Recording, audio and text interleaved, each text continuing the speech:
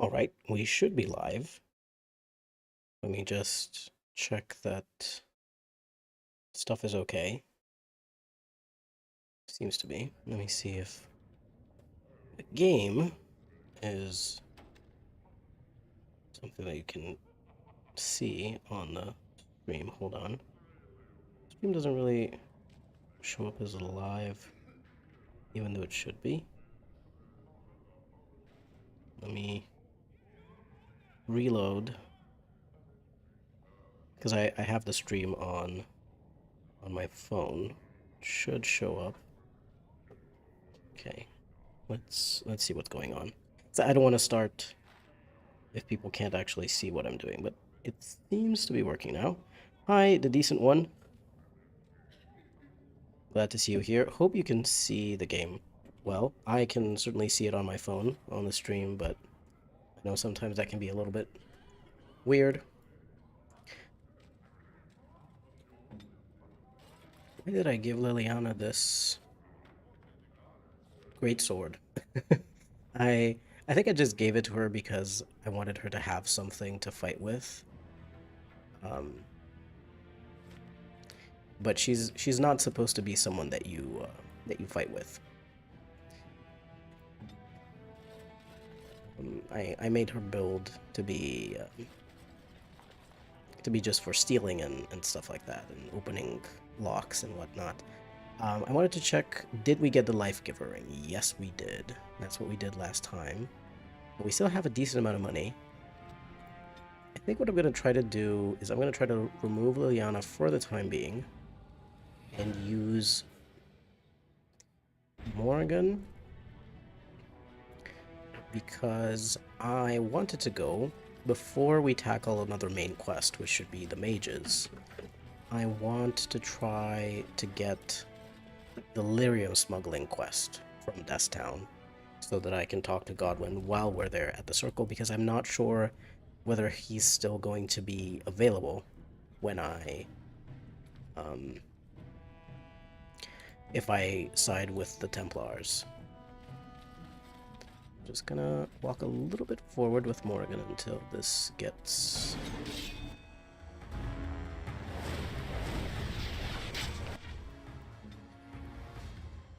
We will go backwards with Morgan a little bit. Let's... Great, they spread. Well, I guess I don't just kill this guy as quickly as possible. Let's heal Sten. Do a big mighty blow on this guy. Unfortunately, he went into stealth. We'll do what we can. I'm gonna heal up Morgan. Oh, she's gonna heal herself up, really. This. Unfortunately, Sten already went down. That's just kind of how things go in this thing. Sten always seems to go down. Because everyone's...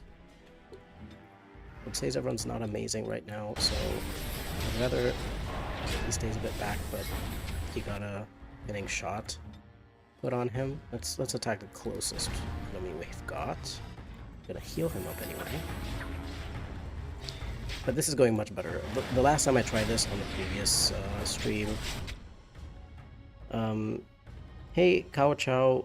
Hey, I know it's been a while, but thank you for making the video with mod recommendations for DAO. You're welcome. There's obviously so many mods for Dragon Age Origins you can find and use, but I did want to highlight some of my own favorites. I do think in one of, I don't know, at some point in the future I would like to make another video just to talk about all of the mods that I use. It would be a very long video because I have a lot of mods that I use in Dragon Age Origins, even if it doesn't necessarily seem like it. I do have a lot of tiny little mods that change just a couple of things here and there. I'm not sure whether I should touch this rubble for the key to the city. I think it's that assembly directive that I can see in the distance. Okay, I'm not going to touch it for now. So first and foremost, we're going to change from having Morgan in the party to having Liliana, because I want to try to steal from Rojek. I'm not sure how well she's going to be able to steal. She does have quite a bit of cunning, but obviously there's only so much that you can have. There isn't, a huge amount that I can give her. Since I don't need to fight right now, it's okay for him to unequip that for just a second so that Liliana has one more cunning, because 34 cunning often tends to be like a breaking point for certain things like stealing from certain types of targets. He's just yellow, he's just an elite. He shouldn't be too difficult to steal from, but you never know.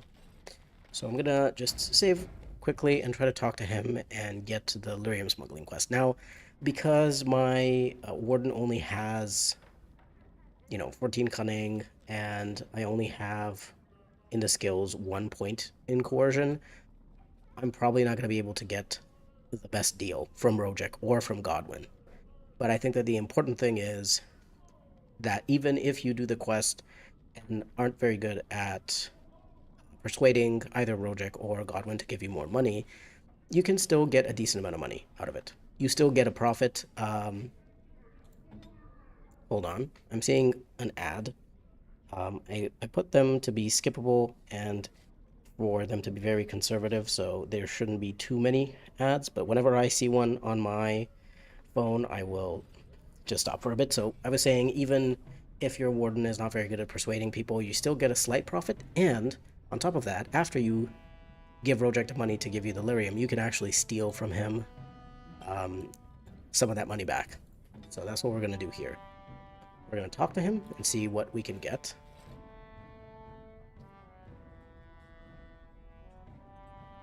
Yes, I have to hear what you're asking.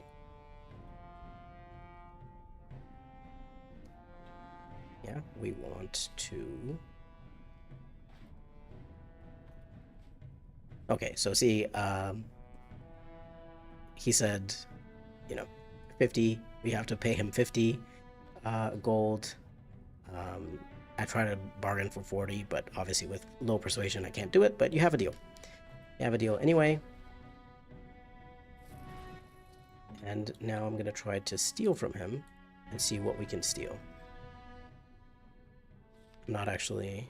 Yeah, so see, we had 100 gold. We had around 100 and a little bit gold when we started. We gave him 50, and now we have 77. So we got... I believe that he has around 20 to 25 gold. I'm not sure specifically on the number, but I know that it's somewhere around 20. We might as well steal from his thugs as well, since we're here, right? I don't think they're going to have anything very interesting, but, they're Rojek's thugs. Maybe they do.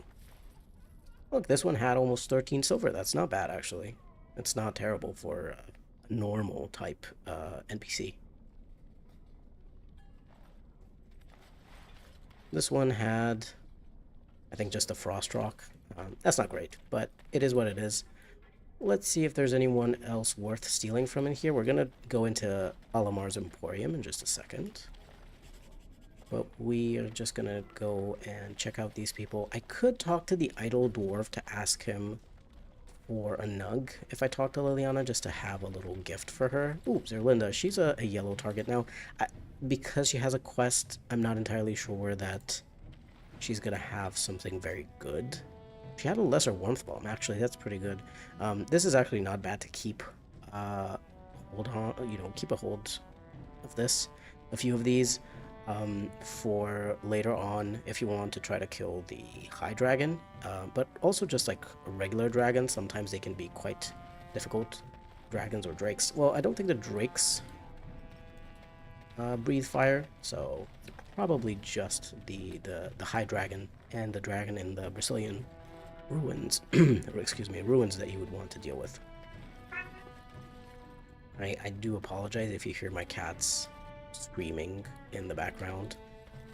They do that sometimes. Hold on, I forgot to open my can of Coke. I just saw my little kitten. She got scared of the can of Coke opening. It's quite funny, she jumped.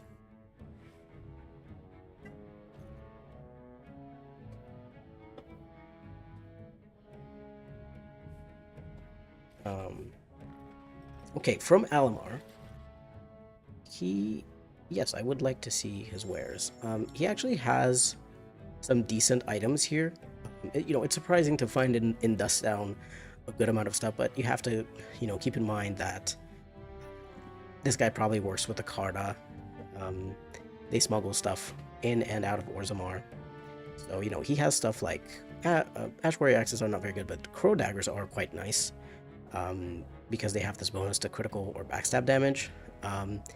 We do have access to quite a few good daggers though, so I don't think I'm gonna need a Crow Dagger from him. But what I do want from him are the backhands, which grant you extra critical or backstab damage. This is actually good on my Warden as well. It's good on my Warden, it's good on Sten, it's good on Zevran, because they can all deal critical damage. Zevran obviously with his backstabs as a rogue. But Sten and my Warden are two-handed warriors who have the ability Mighty Blow, which also is an automatic crit. So this is just a very, very good item to get. Hello, Derek. You're also replaying DO again. You've been playing the game since the 2010s. This game never gets old. I swear. Yeah. Your attention span is terrible. So you don't usually replay stuff, but DO is the exception. Yeah. I have ADHD as well, so a lot of games I kind of forget about, but Dragon Age Origins is just one of those that I keep coming back to. It's just very fun to play. This one's not very good. Efforts boots are not very good. Senior Enchanter's Robes don't need those. Oh yeah, and I also wanted to get this. Unfortunately, the dog is not very useful in terms of damage necessarily, but we will want to use the dog at the very least in the Brazilian forest and in the Brazilian ruins during the Elven quest because the dog is immune to the ability Overwhelm. That's really, really important when you're fighting werewolves. They're gonna keep doing that a lot. Okay, so I'm gonna buy this as well. I'm not actually sure what my dog has on. Oh yeah, definitely. I need to switch this for the dog to have this. I don't think the Imperial Reinforced gloves are that good. It's just armor penetration. Armor penetration is not as amazing as you'd think. I will eventually make a video about this, but I need to research it a little bit more by going into the Dragon Age toolset and also reading a bunch of details sort of like about the armor scores of various creatures, but it's very interesting. They don't actually have as much armor as you'd think. Hi, Holly. Nice to see you here. So it's actually, a lot of people, obviously armor penetration is nice because it does allow you to do more damage to enemies who have high armor scores, but a lot of enemies just have pretty low armor scores, to be perfectly honest. I will buy a little bit of lyrium dust. He just has a little bit. I will buy it. It is nice to be able to make a few lyrium potions here and there. But I think this is probably what we want. Like, we could get a remarkable amethyst from him so that we can gift it to Shale. You know what? Because Shale doesn't have that many gifts for her, I will buy that from him as well. Okay. Enough shopping. Let's get back into things. First of all, just because we're in a place where I can switch my characters quite easily, we are going to switch to other characters, see if I have something better to give them. I don't think I have something better for Alistair, unfortunately. There's only so much that I can give him. I could give him something that increases his strength. Let's see, he has 15 strength. If I give him this belt that grants +1 strength, he would have 16, so he would be able possibly to equip a better sword later on. He might need something like 17 though. Since tier 3 requires 15 strength, tier 4 might require 17. And I do like Asturian's Might actually on him, so I'm not sure. But we'll give him the belt for now. He'll hold on to it. The more important thing that I wanted to do was to give our dog the +3 damage War Paint. Adds at least a little bit of extra damage, and the armor penetration and armor collar. It's not amazing, but it was free. I think I got it from Redcliffe or something like that. Redcliffe the castle from the kennels. It's a decent thing. And we can go ahead and sell this to Gorham. And then I wanted to give Shale a little gift. A remarkable amethyst. She should like us quite a bit. I'm not sure that I can talk to her about anything, so unfortunately that's as far as that goes. Just to be thorough, I will talk to Liliana.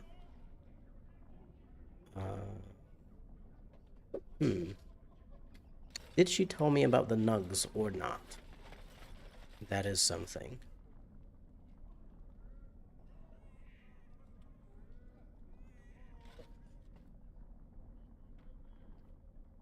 I do find it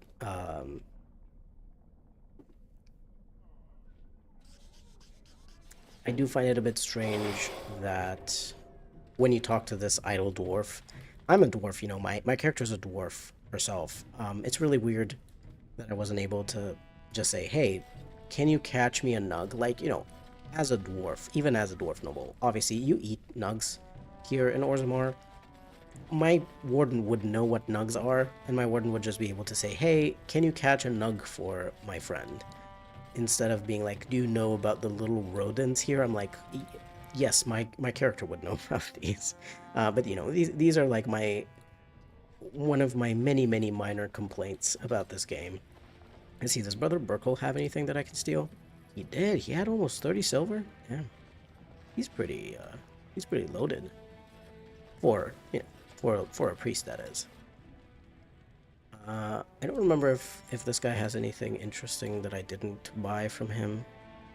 I don't think so. I believe that I already bought from him stuff. There would be the remarkable sapphire that we could buy for Shale, but she likes us quite a lot, so I don't think we need to do that quite yet. Just in case I forgot to steal with Liliana from these yellow people. Okay, no, she has nothing to steal. I think I stole from her already. I don't think there's anything in Tapsters. There's anyone in Tapsters. Hold on.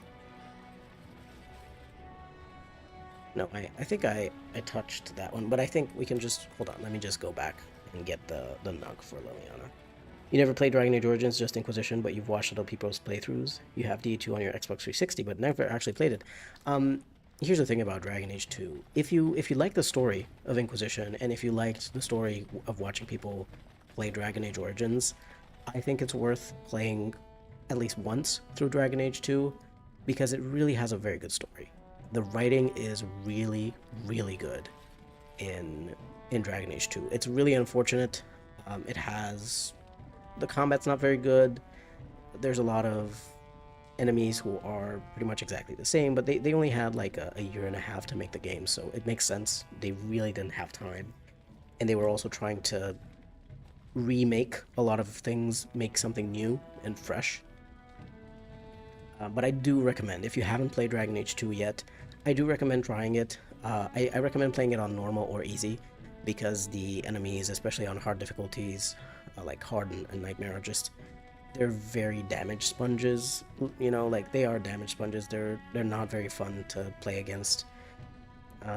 So, you know, play it for the story. I'll just say that. Play it for the story. The story is really good. The writing's amazing. The companions are great. It's just a shame they didn't have more time to develop it. Even if they had, like, I don't know, half a year more or a year more, I think they would have made an amazing game. That would have been basically on par with Dragon Age Inquisition.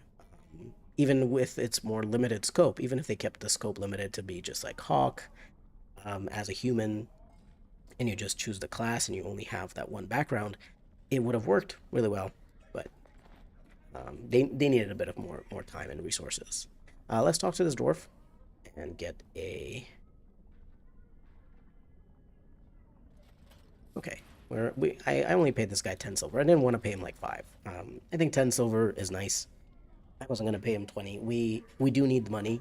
In this playthrough, unfortunately, we have so many limitations about our power that a lot of our power does need to come from items, and there are quite a lot of items that I want to buy with gold. There's runes as well, other than just like actual gear that you equip. There's also runes that I want to put on my weapons. I don't think Jannar has anything of use to us. I believe I already went around in these areas. Do I have the quest to take the notes to Lord Helmy? Yes, I do. Hold on. I can actually, I believe I can get the key to the city ring if I just go speak to someone.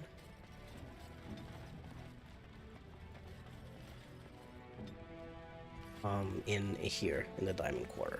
Where we'll go and do the Mage's Quest as well, but I would like to have better gear when I go there, because I'm not entirely sure how useful it will be. Okay, it's not a Dal Helmy. I need to speak to someone here. Lady Dace, yes, I need to speak to Lady Dace.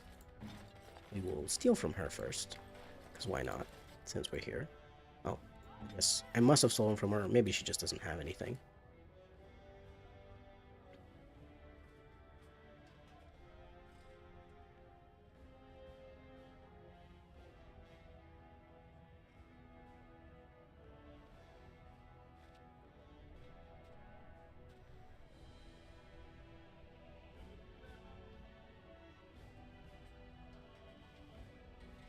Okay, so she told us that her father is in the Deep Roads. Up until now, the mines commander wouldn't let us pass through to get to the entrance of the Deep Roads. We don't actually need to go into the Deep Roads at all. Although, maybe it would be good for me to just pop in and then pop right back out. Just because I am not really sure whether it's just Orzammar that gets locked in, level locked at a lower level if you visit it early, or if it's also the Deep Roads. So it might be worth just popping in. I'm level 9, so level 10 I believe is the lowest that Orzammar goes.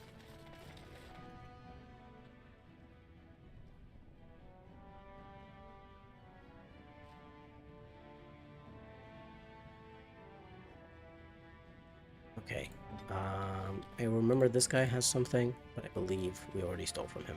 Great. I just wanted to get this rune plate, but it seems like I have not gotten one of the other codex entries for the key to the city. So we're gonna have to go and explore Orzammar a little more. I'm sorry, I know this part is a little bit boring.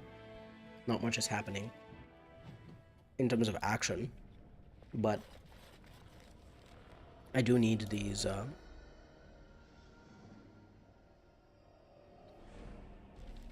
You've been wondering how Brother Burkle is a priest. As I thought in Inquisition they mentioned there aren't any non-human members of the Chantry priesthood when speaking to Mother Giselle. Yeah, the thing is, I don't actually think that he is a priest, like a proper priest. I don't think he's part of the Chantry. I don't know where he got his Chantry robes, actually. Because you're right, people from other races like elves and dwarves and Qunari, up until Inquisition, like, unless you elect Liliana as divine and get her to change this and allow people of all races to be part of the Chantry, that's not a thing. It's just humans. So I'm not sure where he got his, where he got his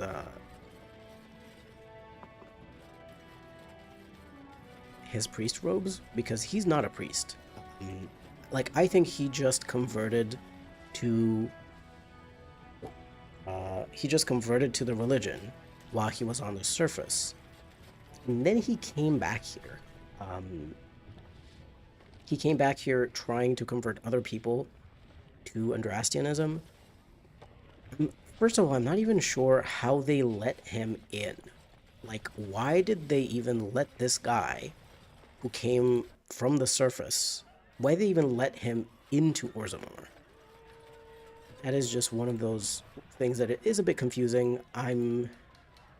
Maybe it was just this particular quest was written by someone who, didn't know exactly how this kind of stuff worked, and just kind of assumed, oh yeah, maybe there's like converts and like missionaries who are sent to these places, and they kind of just wrote that in, and then no one caught it in time, and by the time that they caught the quest, it was already kind of implemented. They were like, you know what, just leave it in there. But yeah, like, technically speaking, that guy should not be part of the Chantry at this time.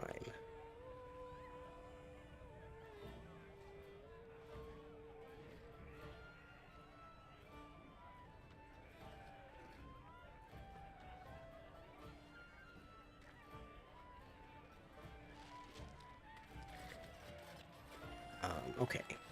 Yeah, like, I don't know what happened with that quest with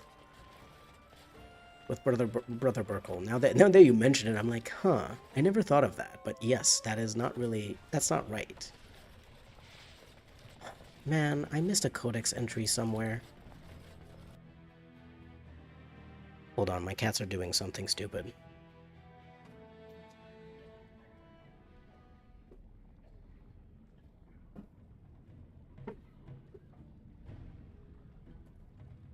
Okay, I have returned. My cats were, I don't know, having some kind of weird standoff on my partner's gaming chair.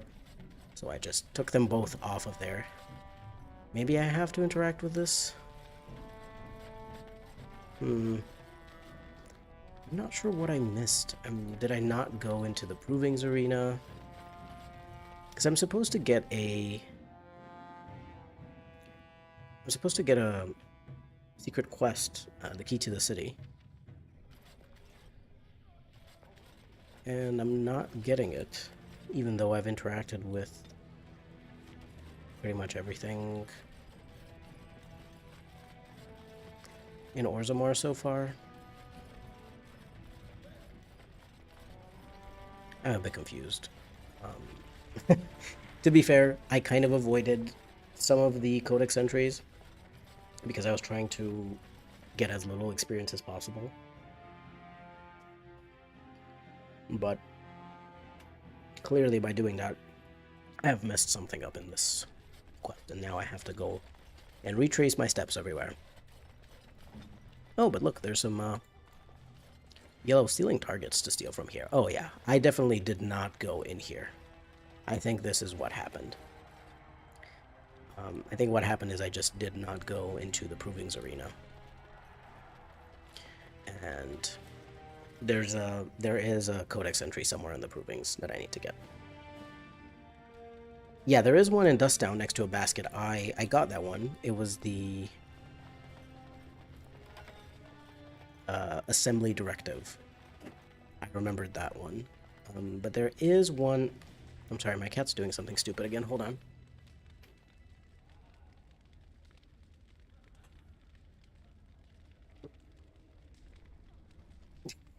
I'm sorry, my cats are just... Sometimes they're so naughty. They just decide to do dumb stuff. I don't think... No, this is not where it is. There's a bunch of people here.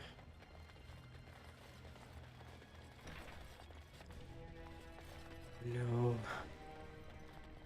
Guess it's on the other side. Seeing the level up indicator and not clicking it is bothering you? Yeah. Believe me, it's bothering me too. But this is the no level up challenge, so I have literally, it's one of the rules to not level up. I mean, I can click it, I can click it. Unfortunately, even if you click it, it doesn't go away. I do wish that if you click level up, even if you didn't finish putting all of your points, it would stop. It would stop this. It would stop doing that. I think this is it. Is it the Writ of Censure? That was not it. That was unfortunately not it. I mean, I think that was it. That was one of the things that I am supposed to get. But I must have missed another one somewhere. What? We are gonna go right back to the Diamond Quarter, I guess. So I did get this one now. The south of the main hall and the Proving Grounds. Yeah, I got this one from the Proving Grounds just now. There might be one in the Hall of Heroes at the entrance. Since we're gonna be super close to that, let's go there right now and check it.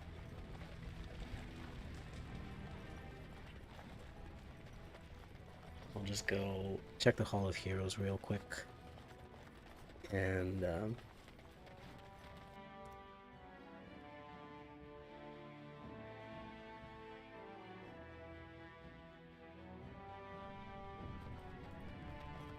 there are a lot of... Okay, I think it's this. I think it's the commission report. Yes, that was it. Okay, that was the last one. Perfect. Now we can just go get the key to the city, and we can be out of Orzammar. Sorry it took so long.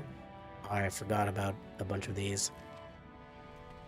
Because usually, obviously, when I play the game normally, and I'm not trying to stay as low level as possible, I would click all of the codex entries.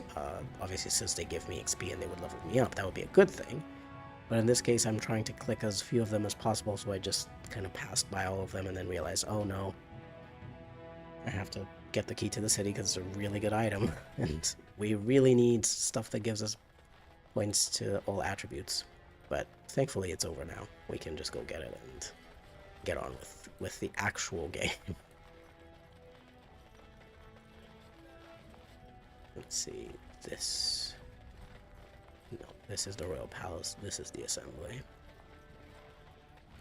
Always kind of interesting to me that the Royal Palace is smaller and the Assembly is bigger, but I guess it kind of makes sense. They do vote on stuff. The king is there, and the king or the queen is there, and they are important, but they're not...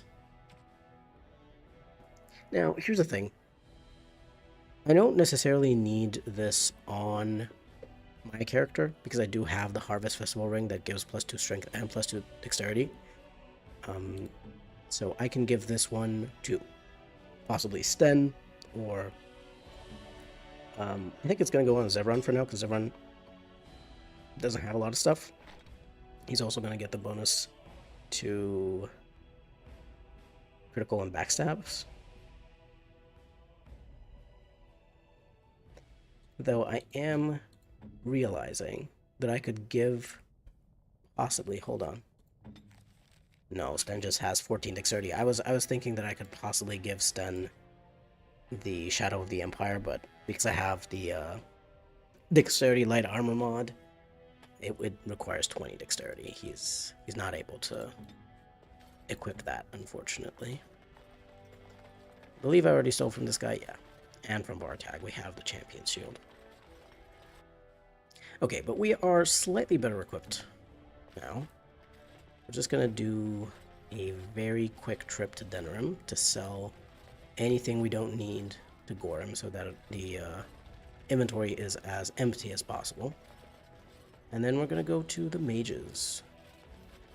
I'm just gonna speed through it. I'm not going to attack all of the enemies. Like there are some rooms that you can kind of skip in the tower. My cat did something dumb again. Oh my god, hold on.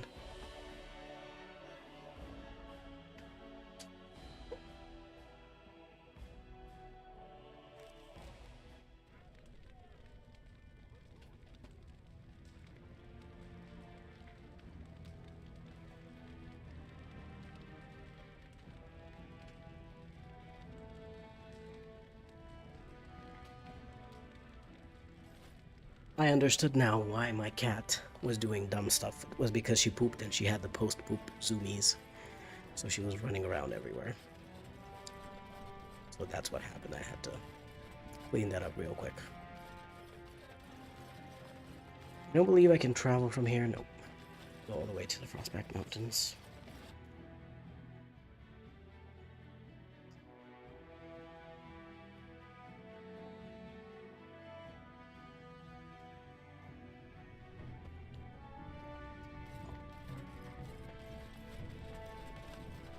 Let's get into it. This took way too long.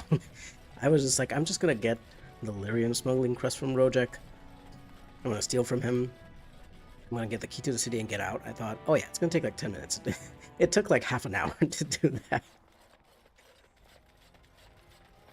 Oh, why is there a bodyguard here with 33 silver? I guess he didn't have the, he wasn't lootable earlier. Yeah, let's just go straight to dinner room. Sell stuff. Here's the thing, I would like to have some better equipment to give to Zevran. Because I'm trying to think now, who do I take with me into the Circle of Magi? Particularly for some of the... Oh god, I have Liliana with me. I forgot to switch her out.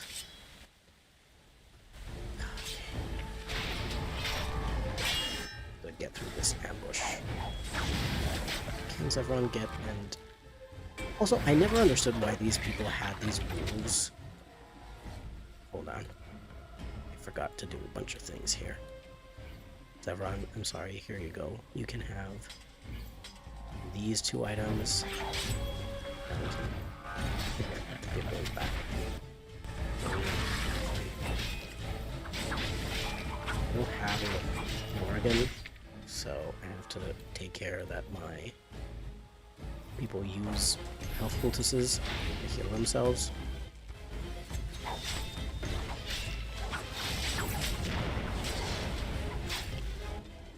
Use another one here. Oh, but this is looking for a trap. Better use that. Get rid of this assassin faster. Thank you. Hold on. I'm gonna put a thing here. You're gonna use a health poultice.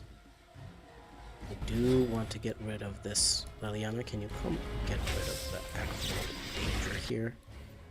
Which is the mage.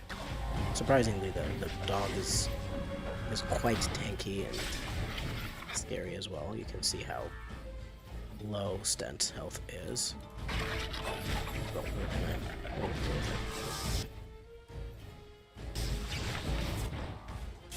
why did Liliana leave? I would like to know. I would like to know why Liliana left and she is not dealing with the witch. Thank you. So we're gonna keep... Well, I guess this guy's attacking Zevran now, which is not fun.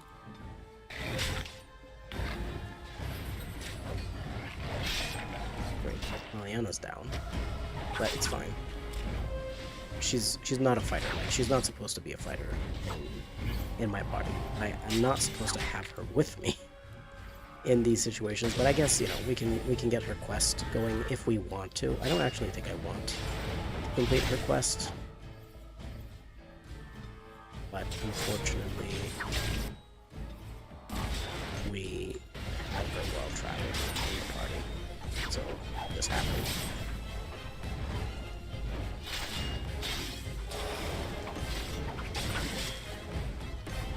Everyone's down, it's fine. Well, we'll just go to camp to reset any injuries. Okay, as long as we just get this guy down, that's fine.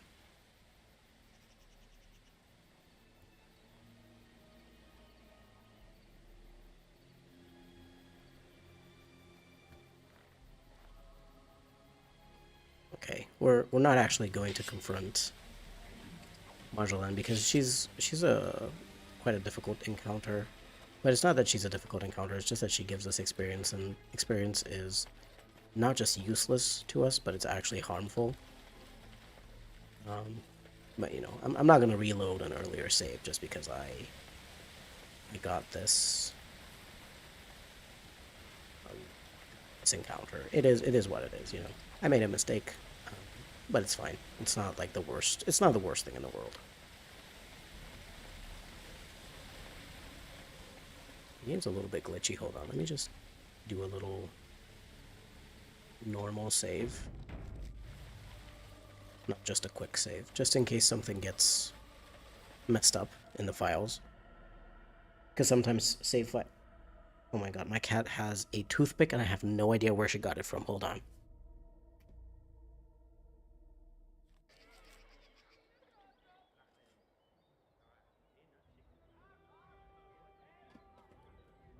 Concerningly, the toothpick was, you know, not in a full one piece. There was a part of the toothpick missing, and I have no idea where it is. Hopefully, my cat chewed it well before swallowing it. That's the best thing that I've got. Hold on. Does Liliana have something that I want to take from her? She just has some basic things, and cunning things. And cunning things are very useful for her for stealing purposes. We don't need that. I think my party is either going to be Sten, Zevran, Morgan. I think it's going to be Sten, Zevran, Morgan. I think that's what we're going to go for. And the Circle of Magi. I think they're also going to be the people who kind of approve of what I'm going to do. So that's what we're going for. Okay. Anything I've got to steal. This diamond maul, it's not useful. I am keeping a few of these things. I don't actually think that this is amazing, so we're going to sell that. We're going to keep Nugbane and the Antique Wooden Crossbow, some Firebolts, just in case. Just these leather gloves. I believe the studded leather armor has a bonus to armor, so we're going to keep that one just in case. We're going to sell any shields because we're not using any shields whatsoever in this playthrough. They're just not worth it. I tried. I actually did try. Before I started this series of live streams, and I actually started the challenge in earnest, I did some tests to try and figure out how well stuff worked. Weapon and shield was just the weakest, together with archery, were just the weakest things. Even though in the normal game, they're very good, but they actually require quite a bit of abilities, quite a few abilities to be unlocked, and if you don't have those, then they just kind of suck. So, yeah. So we're not going to be using any shields. The Shaper's Amulet, it just gives willpower. No one really needs willpower, just because we only have, 3 abilities at maximum. They're just not very useful. These belts are not terrible. I guess I can keep them. Although this +1 Constitution belt. I don't need big injury kits. I always sell those because they're quite, nice to sell. They sell for quite a bit of money. I will keep lesser injury kits just in case, and some lyrium potions. Resistance to electricity is useless. Resistance to ice, to cold damage is also kind of useless. Spirit and warmth are nice. We have a wolf pelt, sapphire and amethyst.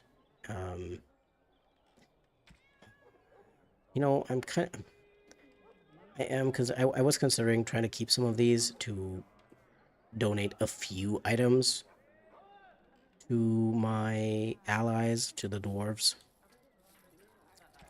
I'll keep them for now. And later on, if I decide, no, actually, I'm not going to donate anything to the dwarves, I will deal with that.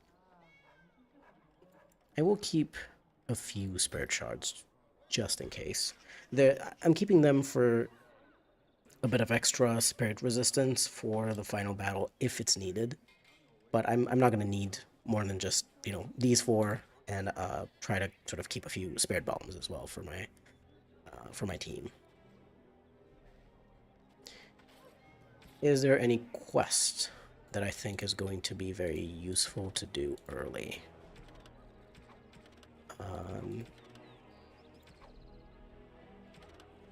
We still have Return to Ostergard to do. I think we're going to do that one after the mages. We're going to do that one after the mages. Even if I have level locked the area of Return to Ostergard. Hi, Marinary. Missed the start of the stream. What's happened so far? The dwarves only accept, 4 gems. Amethyst, one of them. I remember they accept Sapphire for sure.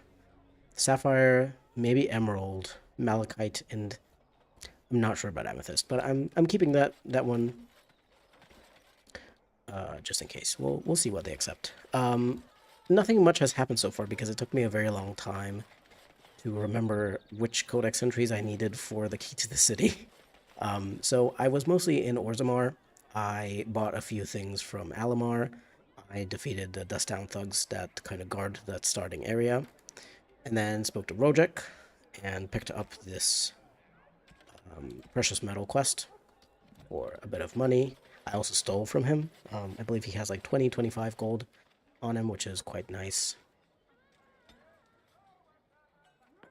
And now I went to Denram to sell as much stuff as I could to Gorham so that my inventory is free, and we're gonna go to the mages to try and get through that. Now, I will mention, as I have mentioned a couple of times,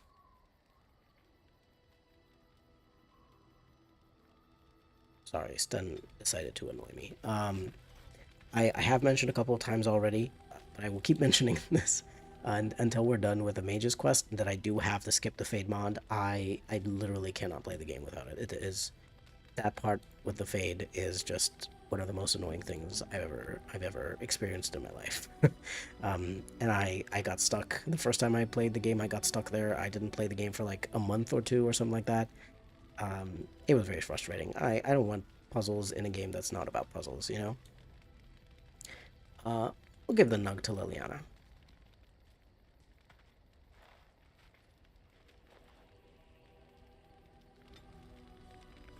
I'm not actually sure.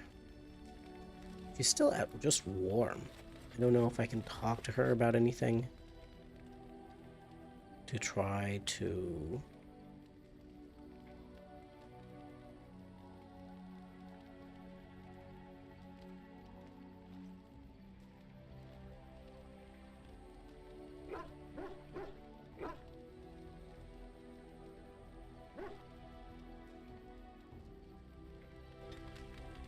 She approved, but I'm not sure if you can get her to be at care or, you know, something like that, like as a friend.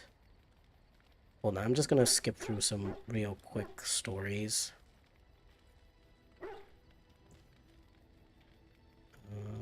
Because usually she approves from these stories. I'm not sure, you know, maybe I just need to give her a little bit more, like another gift or something. But I don't have a gift specifically for her right now, so I'll just leave her. It's fine. It's just that I want the cunning bonuses so that she can steal better from people or unlock difficult locks, stuff like that. But we'll see.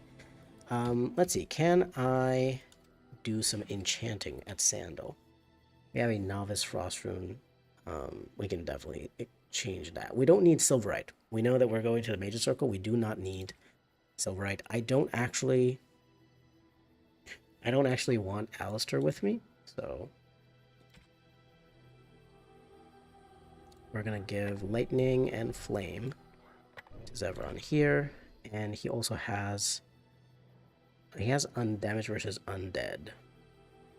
We are going to deal with some undead. There are a few corpses, and it's not like I have a bunch. Like it's not like I have, and I guess the frost rune is fine in that case.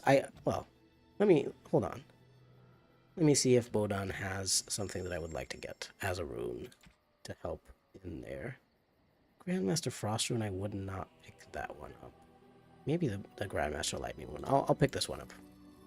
I'll buy this, and we will... Oops. Sorry. I clicked the wrong thing. Subterranean bunny pigs.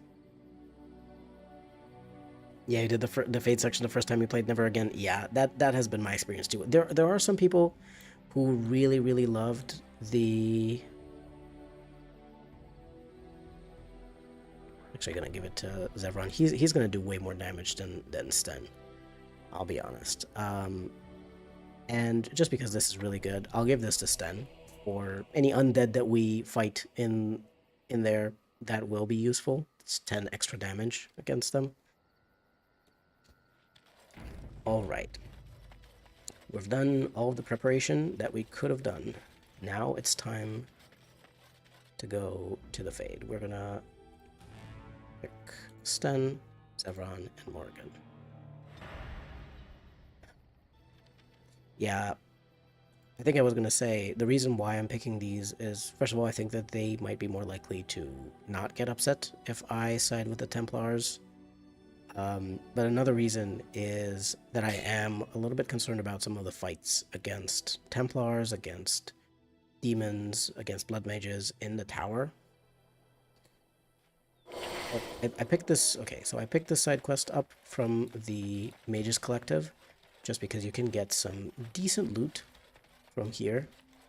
And I thought that that was worth it. I thought it was worth getting a bit of extra experience. But you do get decent loot out of this if you fight these guys. Dead serious. We're just gonna fight you guys. Sorry. I'm sure you're not terrible people or anything like that, but we want your stuff. Just take control of Let's give him a nice the cool thing about Zevran is he's going to do quite a lot of damage. Like, you can see the extra fire damage that he deals. And lightning. The fire is orange, the lightning's yellow. He does quite a bit of extra damage because of the runes. Runes are my best friend here. And again, I do have, and I should also actually give these to Zevran here. I'm gonna have the acid flask, the fire bomb, the shock bomb, and soul rot bomb. These grenades, I'm gonna try not to use them because there's only a limited amount of these that we can get. But they are also kind of a secret weapon. If I struggle too much against a particular group of enemies, those are going to be really, really good. But they do a lot more damage than than most of the attacks that any of my companions can do. Thinking of siding with the Templars? Yes, and I will tell you exactly why. For this challenge, because it's so difficult, I know already from the previous challenge that I've done with the NPC items only, that it's actually really, really hard to deal with the Darkspawn groups in Denrim during the final battle. Because of that, I had to use in the NPC items only challenge pretty much all of the allies that I had available. I knew that I was going to keep the Dalish Elves for the final battle because they have ranged attacks and they can shoot at the Archdemon, even when the Archdemon is far away on a platform. But I ended up using all of the Redcliffe soldiers and all of the dwarves in the initial part, like just trying to go through the city to get to the Archdemon. It was very difficult, and I realized when I got to the Alienage, I was like, oh, this is the perfect place to use the mages. I was like, yeah, perfect, this is the barricade, and I'm just going to call the mages, and they're going to shoot stuff at the Darkspawn. What they ended up doing was shooting fireballs at...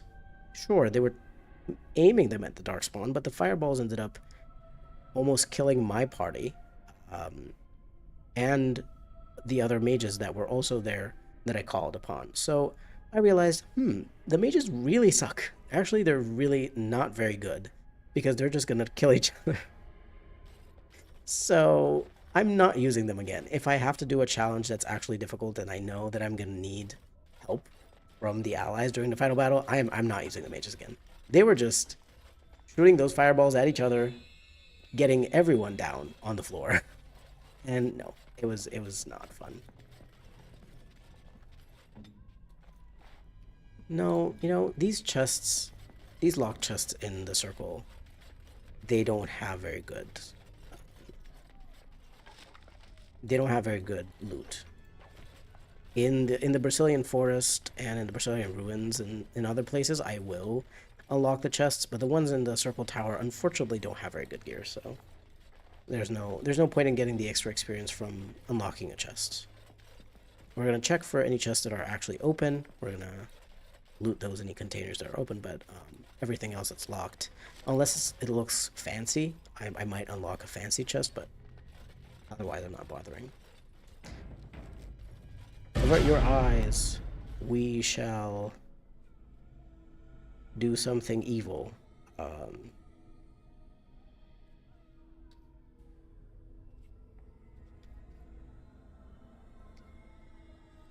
Yes, I'm sorry. We have to do this. I do not like having Qwinn with me in this in the Fade. She's really annoying in the Fade, and she would be not very useful for me. I already have a mage, I don't need a second one.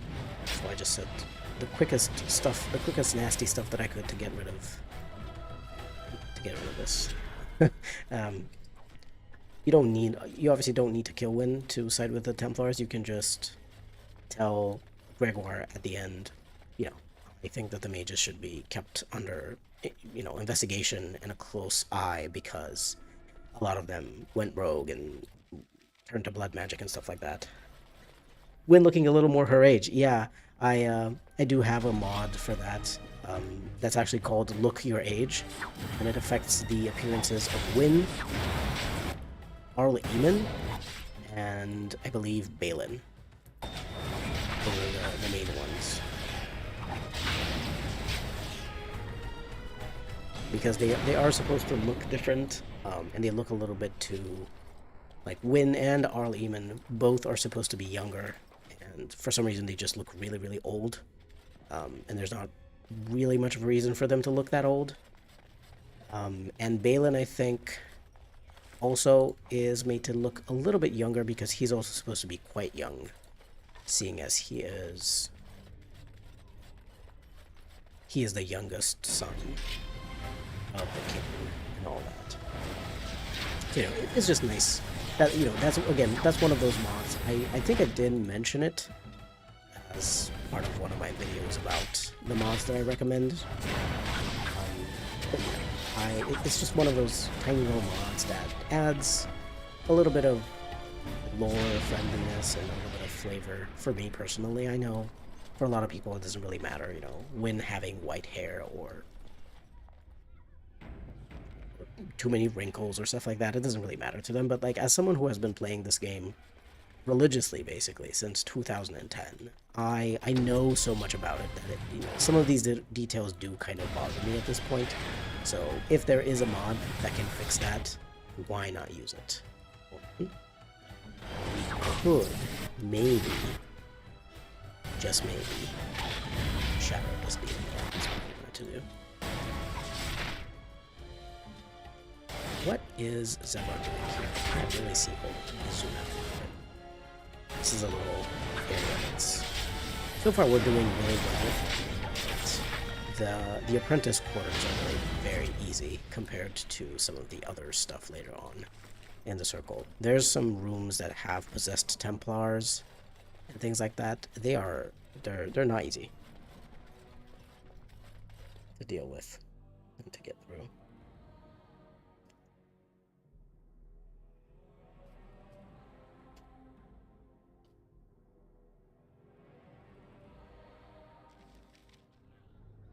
Derek also did the Fade when he was younger. Never again, though. I hated it. I do love the Deep Roads, though. Same. That's the same. I heard a lot of people who actually like the Fade, but they hate the Deep Roads, and I'm the opposite. I hate the Deep Roads, and I really like the Fade. I like the Deep Roads, but I really hate the Fade. For me, it's just like a lot of people, I think, complained about the fact that the Deep Roads are very long. But the Deep Roads are very straightforward, and you don't actually have to explore everything. If you don't want to explore the entire areas of the Deep Roads, you can get through it fairly quickly. I think I did that in, like, I don't know, an hour or two, something like that. It really doesn't take very long. So, as opposed to that, if I have to go through the Fade manually, even if I follow a guide, it's going to actually be very hard. Because I have to keep going back to look for the guide because I don't remember what I'm supposed to do. Oh my god, now you have to turn into this form, and now you have to turn into this other form. It's just so much.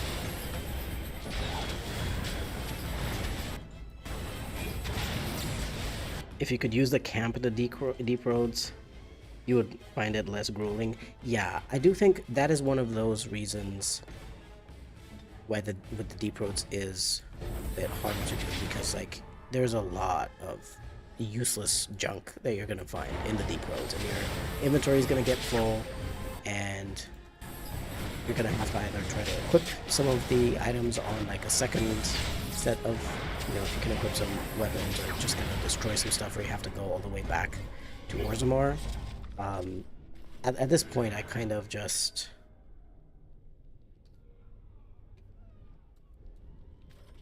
I gotta kill this lady. At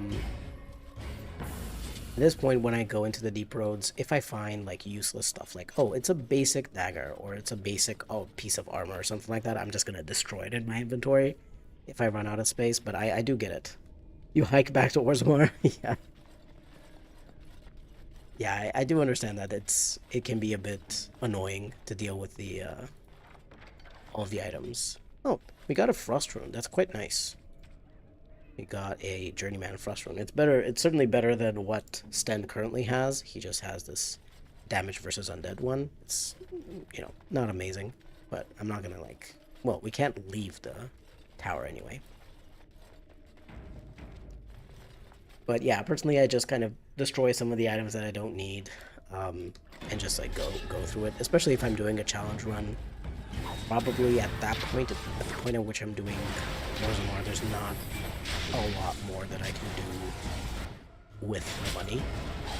Probably I've already purchased pretty much everything that I want for my characters and everything, so... Let's see, can you open this? No. Zevran is not able to open that. It's fine. I'm not sure if you can... Oh, here's where that damage versus undead thing kind of comes into play. It's not bad. It will help out. You're starting to have this versus undead. Well, I guess I could shatter them. I don't... I prefer not to use cold damage against undead because they are resistant to it, but I guess if they're just gonna... If one of them is gonna freeze, that does give me the possibility of shattering them. Oh, look, another one of these chests. Let's see. Okay, so this one we can at least smash open with the Lock Bash mod. The Lock Bash mod is pretty cool because if you get the version of it that has a bit of difficulty added to it, you can lose the items that are in there. You can also just not be able to bash it open at all if you don't have enough of a particular attribute. So it's not necessarily like, oh yeah, you can't open this, you're just gonna bash it open. No, it's not as simple as that. Okay, finally we reached the point that I wanted to reach, which is to talk to Godwin here in the circle to try to sell him the lyrium and get money out of it. You know, as I mentioned previously, same thing as with Rogic in the first part. I only have one skill point into coercion, and my warden has 14 points of cunning. It's not gonna be anything amazing. Marinari also didn't find the Deep Roads level design interesting for the most part. We did like Kadash Taig for Shale's personal quest. Yeah, I do think for the most part, when they designed the Deep Roads, they were just like, oh yeah, this is like a big dungeon delve, you know, and you just go there and you kill monsters and stuff. And the people who designed the actual layout of the Deep Roads and the levels and everything, they were just like, yeah, it's mostly caves and there's like a few things from old ruined taigs here and there.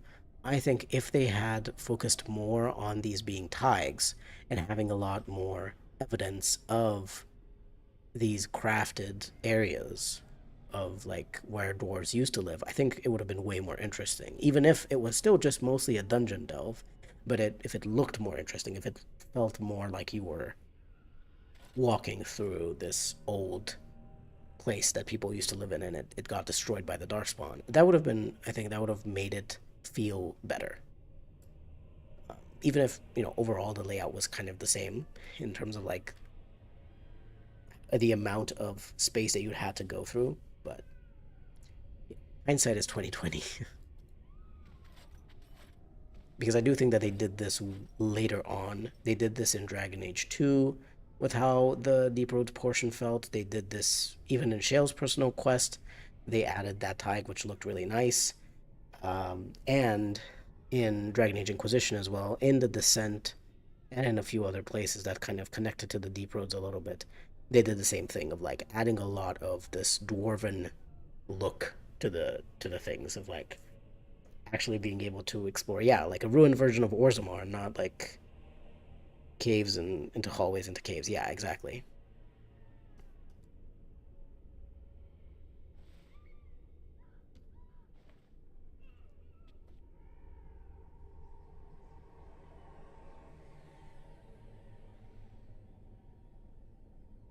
I don't think I can persuade him with the 75 thing. I'm gonna persuade him for 60. 55. Great. 55 is nice for us. Because we bought it from uh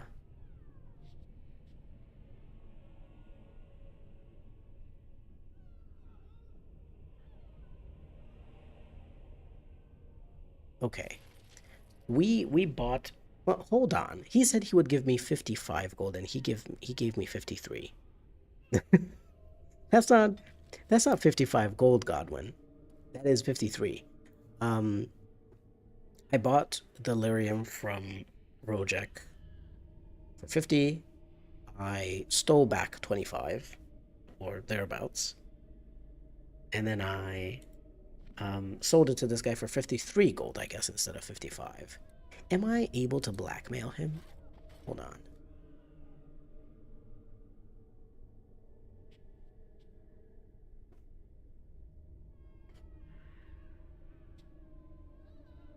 So he's not going to tell me, is he?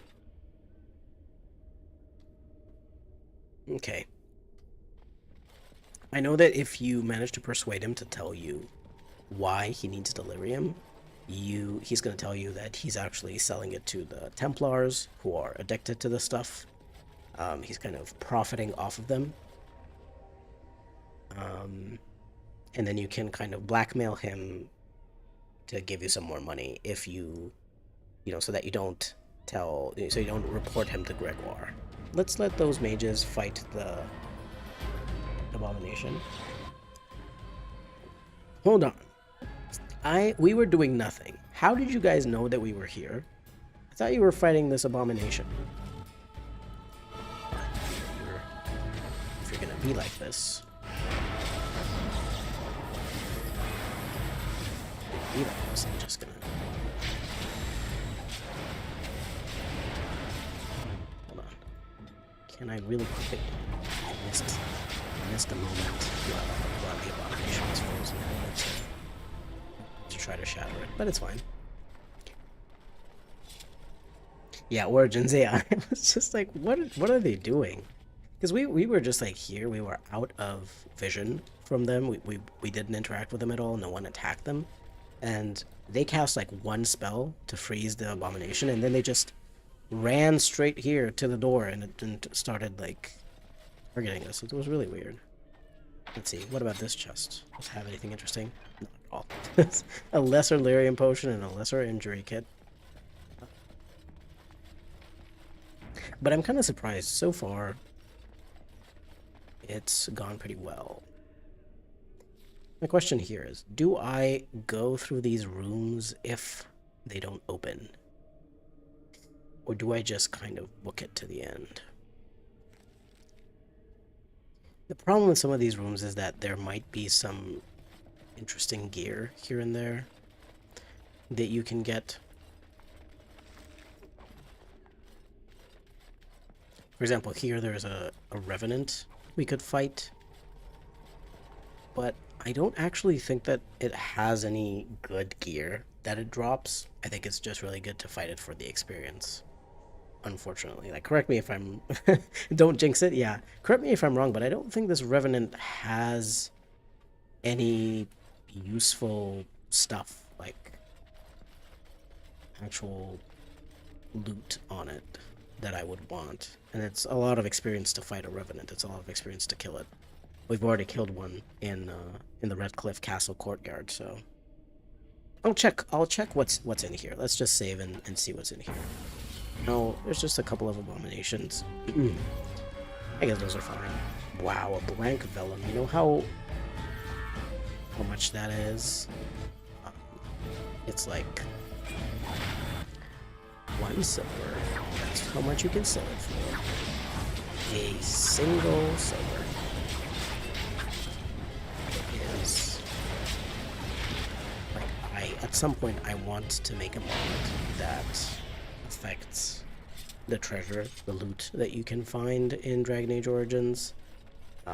I wanted to change some of the items to be more interesting, like some of the basic items that you can find are kind of boring.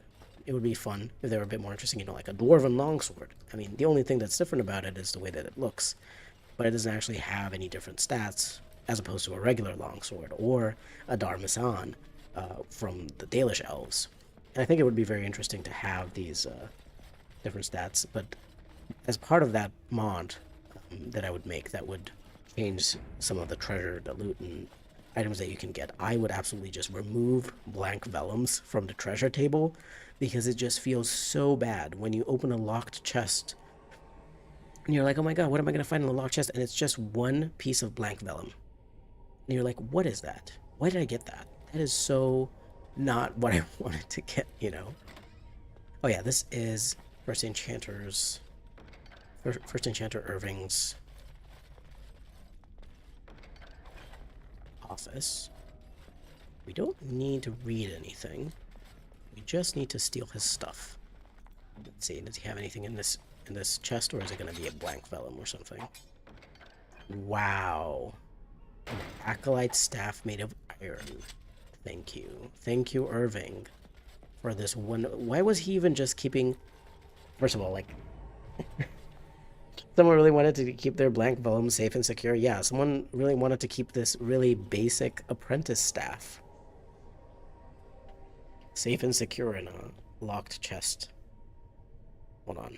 I'm seeing ads. I don't know if anyone else saw ads. I skipped it real quick. But yeah, this...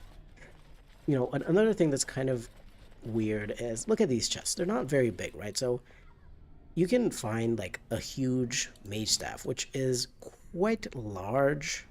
You know, it's like bigger than a human. It's like the size of Sten. And you can find these in a chest that is like so tiny. And I'm like, how did they fit that staff in there? That would also be another thing that I would try to fix with my mod if I figured out how to do it. Because I do think that you can make treasure categories or stuff like that. And I would just be like, you know, this chest has a chance to contain some of these items which would actually fit in a chest. You know, like a piece of armor would fit in the chest, or some daggers, or maybe a bow, like a short bow or something like that. But a long bow, a two-handed sword, or like a staff, they wouldn't fit in a chest, you know? At least you can use the blank vellum to write a complaint to the loot designers. God. Oh, I mean, you know... Hold on, my cat's eating the wrong food.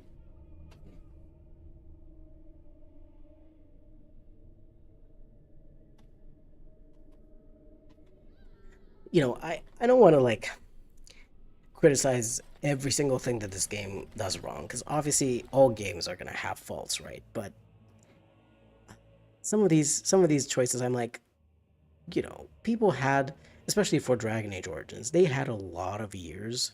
They had quite a few years to develop this game. Did no one think, hey, maybe this blank vellum is like an absolute trash item to give to players? We didn't include it, you know, if they had at least had a quest with it. Like, for example, you have a quest for delivering various herbs, or toxin extracts, mushrooms. You have various quests to make health poultices and things like that. So, you know, getting certain ingredients that you can use for crafting, that's good. You even have a quest where you have to deliver 10 pieces of garnet to someone who wants some untraceable type of currency to use. That's great. You don't have any quest to deliver 10 blank vellums or something like that. So, you know, it's like, it's a bit weird. And at the point where they're handing you blank vellum, they may as well just hand you a single coin. Exactly. Like, I would not be as upset if I just found like 1 or 2 or 3 silver in a locked chest, because I'd be like, okay, at least someone was like, I'm gonna lock my money inside this chest. It's not like I'm gonna lock a single empty piece of parchment in this chest. Like, yeah, they may as well just give you money. Nobody in Ferelden needs to write anything down. Yeah, they don't. That's true. They also don't need to write anything down. So that's why there's all these blank pieces of paper. They got those as gifts from like someone outside of Ferelden. And they're like, I don't know what to do with that. We don't write stuff down. Okay, this is the place where we're gonna fight a bunch of undead. So what I'm gonna do is I'm gonna actually control Morrigan here. And try to get these undead to come in the group, if I can. Perfect. So that we can burn them. It's quite nice. So everyone seems to have themselves in a decent position. It's not really a position or anything like that. Now we're gonna get the second group. And then we're just gonna sit here in this corner. Hope that I can do the same thing to a large group of undead. Burning them is really the best thing you can do. But we'll try to freeze this one, just because there is a chance to shatter it with... Yeah.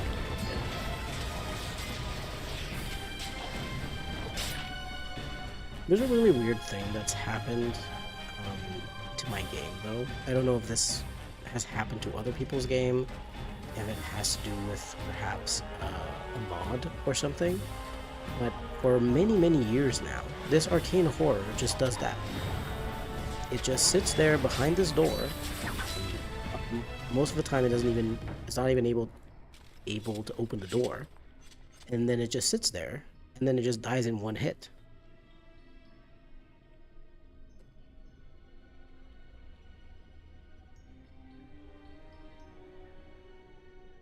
Not door camping, this fight is commendable. Suddenly the music is quite enthusiastic. Yeah.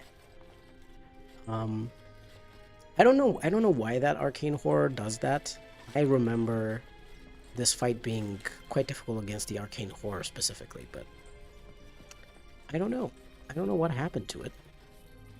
It just seems to have gotten messed up by something. But I will say, I have been playing the game for many years, and I think it got messed up very quickly, like, very early on. Even back when I was using very few mods. So, I don't know if it has to do with mods, or maybe it has to do something with modern hardware, and just, like, there's something weird about that. I really don't know, because, obviously, you know, I have something like... You wish you had that bug. Yeah, otherwise this fight's really difficult. You know, and I wish I could have gone through the usual version of this fight, because I would have had to go and rush the door with everyone to kill the arcane horror, but it's just really weird. It just sits there, and then it dies in one hit. I still don't know what causes that. Because I've never heard of this bug, like anyone else having this bug. So I'm like, who did this? Who? Oh my god. Morrigan, you stepped in a bear trap. Oh god, Morrigan, why did you step in a bear trap? Oh my god. Hold your horses. Because Morrigan stepped in a bear trap and ruined the whole thing. Sorry, Zebron and Morrigan. Morrigan, you know what? While we're fighting, just like pause the game and like make some health poultices You know, we can totally do that while we're fighting. Like just immediately just create some health poultices. I'm sure that's not hard or anything. It's not like impossible, logically speaking.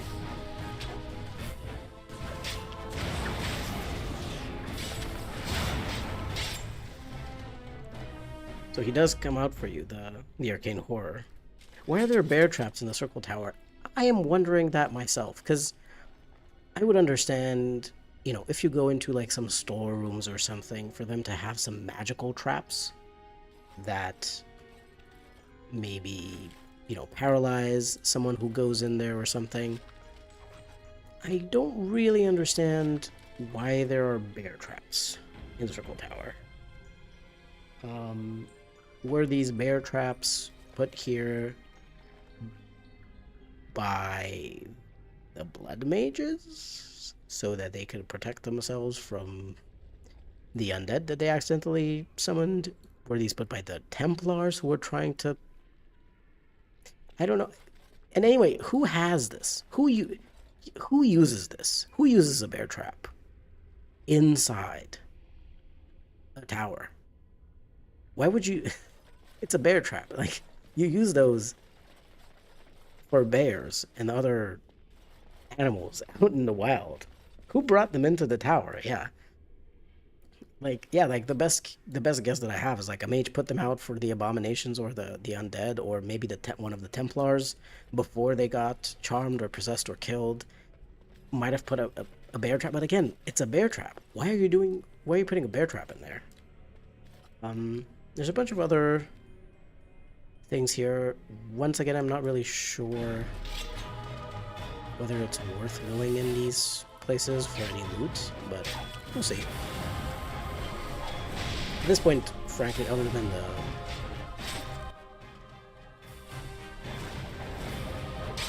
the final battle anyway, I think the lands meet portion of the game, I have level locked everything that I could to a lower level, so you know, and at that point, when we get to that point, I will hope that because I have a bunch of really good items, they're gonna carry me through the game. Oh my god, the amount of blank vellums I found after just complaining about them. I have 8. Not even the mages in the tower use these to actually write anything. You know, at least when you get private documents, you're like, okay, that's like some tax documents or something. I still don't really understand why those are also a treasure item, because it's like, what am I gonna do? I'm gonna sell these, and you know what? And it's like, why are most merchants, like literally any merchant that you can trade with is going to buy those private documents? Which, like, hold on,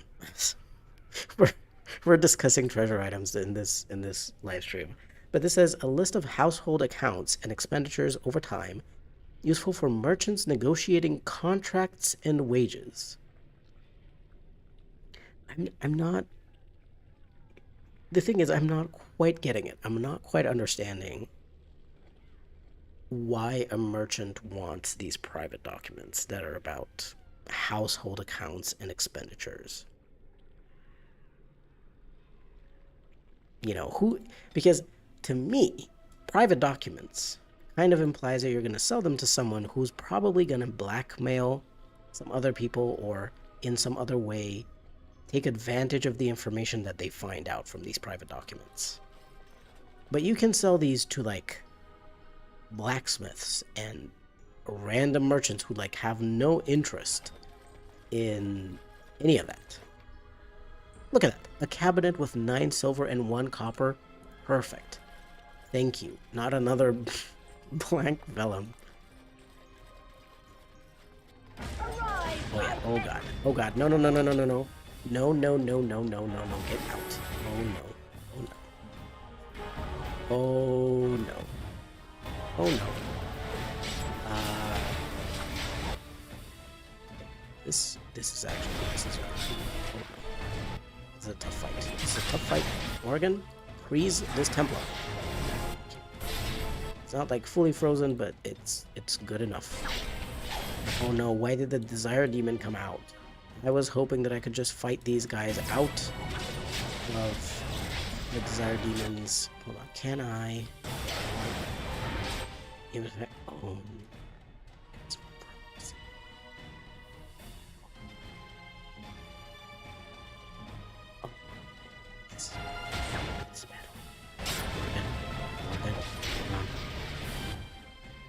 Okay, hold on, I have to heal Sten. I have to... Oh my god, okay, Morrigan's alive. Heal, heal, heal, heal, heal quick. Okay. Whew. That was scary. I was like, did Morrigan just go down? And I just not paying attention, but no, it was fine.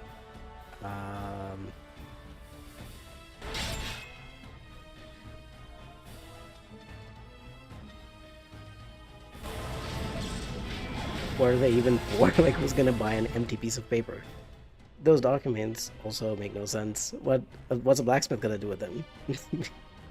Become a personal accountant? I know, like, it makes no sense. I'm like, if you could only sell those, like the private documents to, I don't know, someone like a thief or something like that, who would want to read those documents so that they can learn stuff about the target that they're gonna steal from or something like that, or wants to blackmail someone, you know, that would make sense. But you can sell those to just like random merchants. You know, like, for example, what is a Dalish merchant? I could go and sell these to Varathorn in the Dalish camp.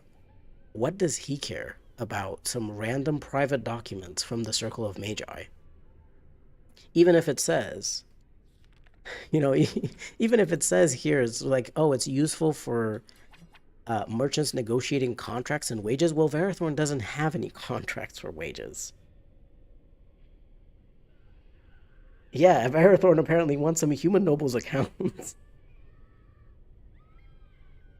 Yeah, we have all of these generic useless loot items, be quest items you can turn in, like Corpse Skull. That's exactly what I was saying. Like, if you're gonna put these in the game, at least make them like quest items.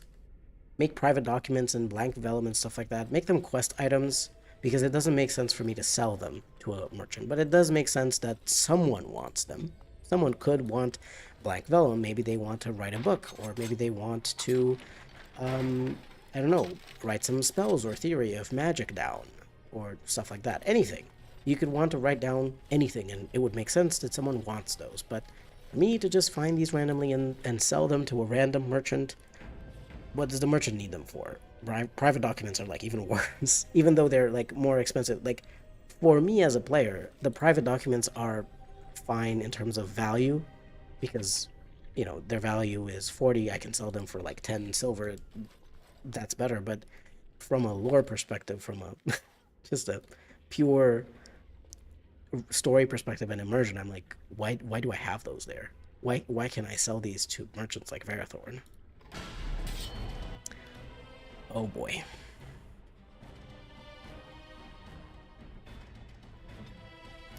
I'm gonna try to go ahead and kill these, but I think a lot of those people are not gonna make it. We're not gonna be able to save a lot of these, unfortunately. Only, okay, Sten, get out of the way. Get out of the way for a second. So I can burn these, and then we can go right back.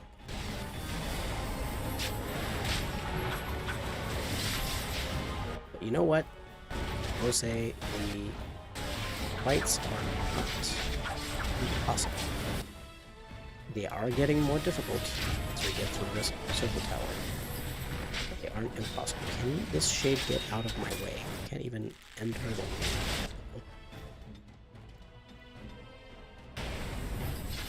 I might have jinxed it a little bit. No, I think it's fine. Oh hey, look, we saved one. We saved one damage. Something. We managed to kill the abomination before everyone went to shades and nasty abominations, so yay for us. We did it. But It's really just the one Tranquil Mage, though. Oh, I'm so sorry that we couldn't save the other ones, but it's really... you have to kill that abomination so quickly to try to... in order to... another private document, and also... this private document was on a charred corpse. I would like to know how the document survived, but the corpse is charred. The real questions that I ask myself whenever I play Dragon Age Origins, you know?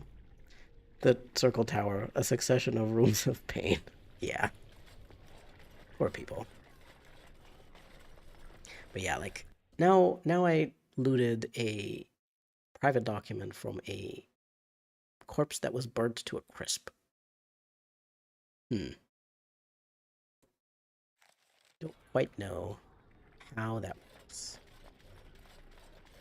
Pile of rubble. No, this doesn't necessarily...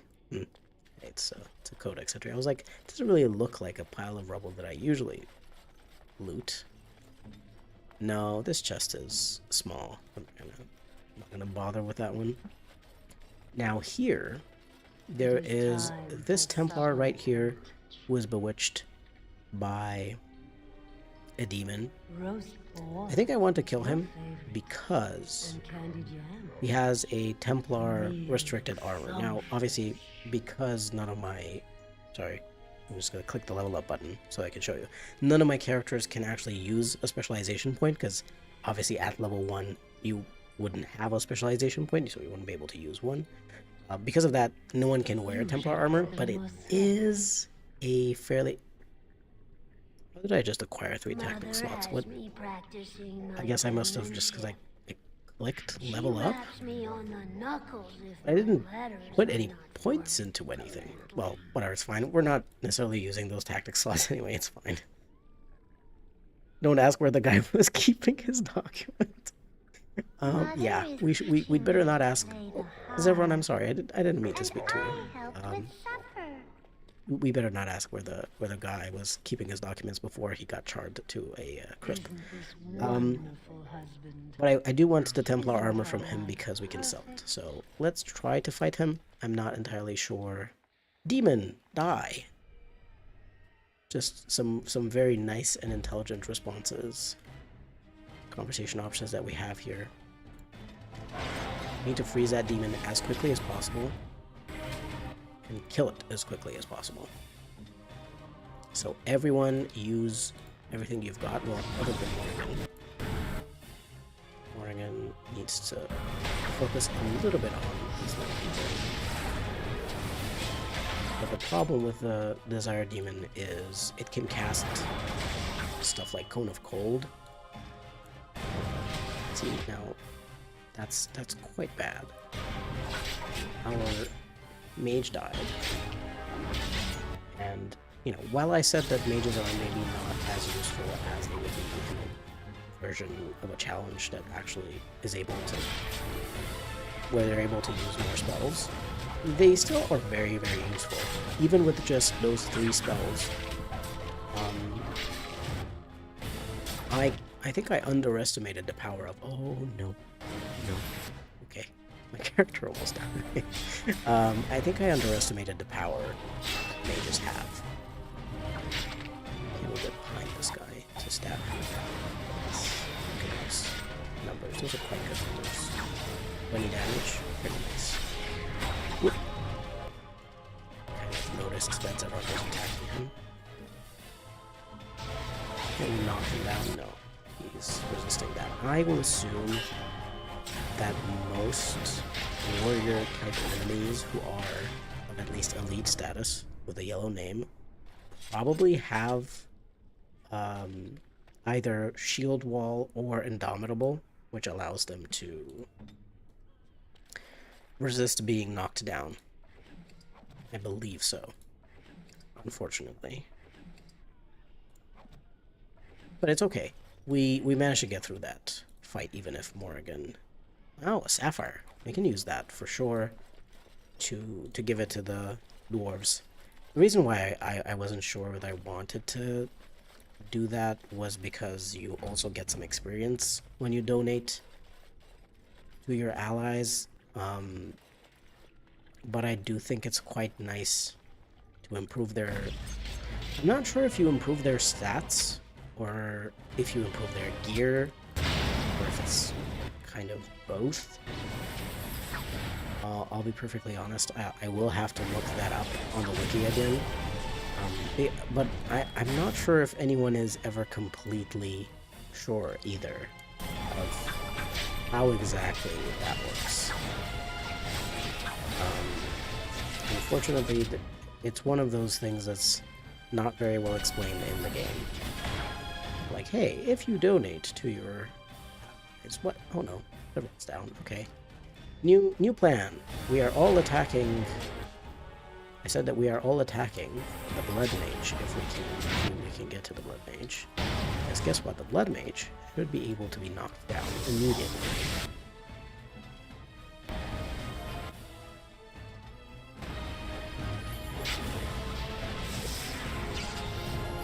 Oh no. Because this is actually an interesting thing that just happened. You saw it showed insufficient stamina on top of my character. That meant it was insufficient stamina to hold on to Indomitable, and this was because the Blood Mage did a lightning spell, and lightning drains stamina, and so it drained the stamina that my character was keeping in reserve for Indomitable, and it turned it off. That's quite an interesting interaction that I never thought about. Hold on, we gotta get into this room, burn this Templar real quick. I think that should burn him. So he seemed like he was kind of stuck at the door. I don't know if I don't know if he could move. Oh, we killed the blood demon. The blood demon? The blood mage. That's rude. He was just just burned the Templar, and he was stuck too.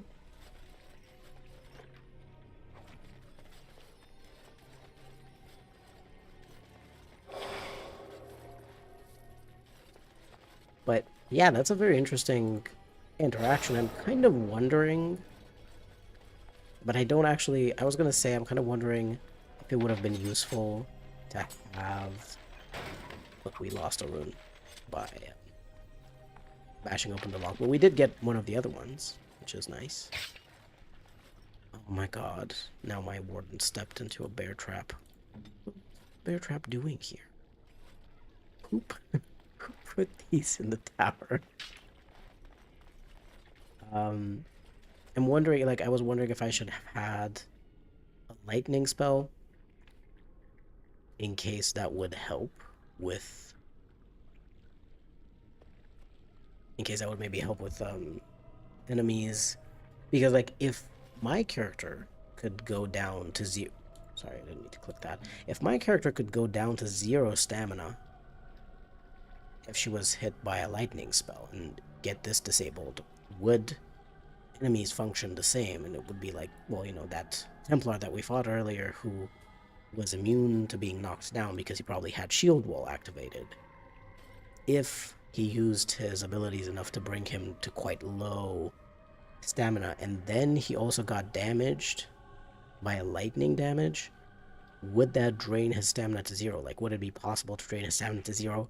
But the only thing that I'm thinking about is enemies probably don't use all of their abilities quite as much as I do, you know, quite as much as my party does. So I don't necessarily think that they would be low enough for just a relatively small amount of lightning damage to bring them to 0. But it's an interesting interaction for sure. Okay, it's time to deal with the abomination. The big sloth demon. I always loved the design of abominations in Dragon Age Origins.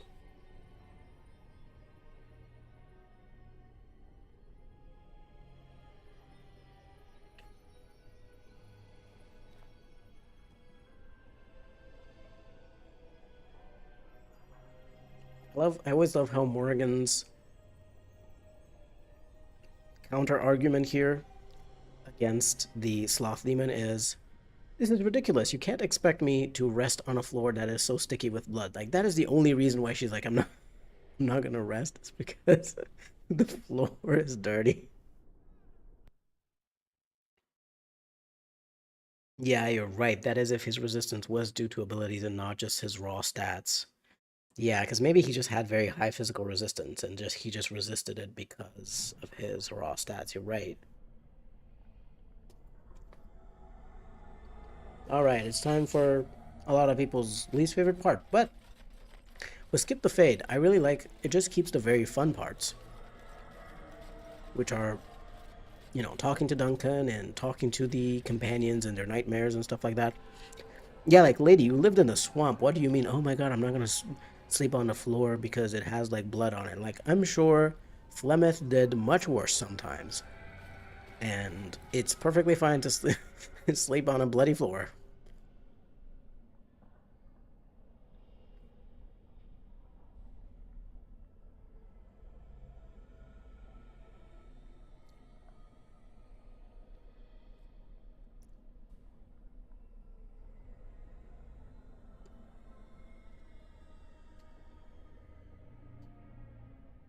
I'll sleep in a swamp, I'll sleep in a tent, but not near a blood puddle. Yeah. Now, I've just realized this may be a really difficult fight. Um, so, this would give me movement speed, attack speed, and critical hit chance. No. No, I think we're gonna risk it. I don't think that the warden just healed himself. The mage had healed himself. Okay, we got the mage. We get the archer, because he does have stuff like pinning shot, shattering shot. That's not good. That's not good. Oh, but he's very squishy. Wow. He is very, very squishy. Okay. I was a bit afraid of this fight because I do remember, I think probably in my first playthrough, this might have also been a reason why I really hated the fade in my first playthrough, because I was like I think 13 years old when I was playing, and I didn't understand English as well as I do now. Like, I knew it very well because I did learn it as a first language essentially, but there were a lot of words, um, there were a lot of words in English that were very kind of specialized words that I didn't understand because they weren't something that I would have read in simple books, stuff like Harry Potter and whatnot. So I didn't know really how to build characters. I didn't really understand how the attributes worked. I kind of invested into a lot of attributes pretty much equally. Other than, like, I did see obviously that some things required, oh, like this requires 18 dexterity and this requires 22 strength and stuff like that. I did see those, but other than that, I kind of like put a lot of points into pretty much everything. um, because I didn't really know about like builds and certain attributes being more useful for certain classes and stuff. So I probably was very underpowered when I got to the mage tower, especially because I did a very weird order of main quests. I went to the mage tower first, so I was like really, really weak, and then I went to Orzammar next. I got my ass kicked, and the brood mother ended up being the place where I got stuck, and I tried for so long to fight it, and I just gave up for like half a year.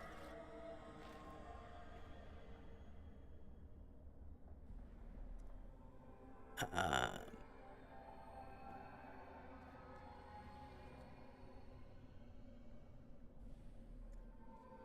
Test. This is a demon.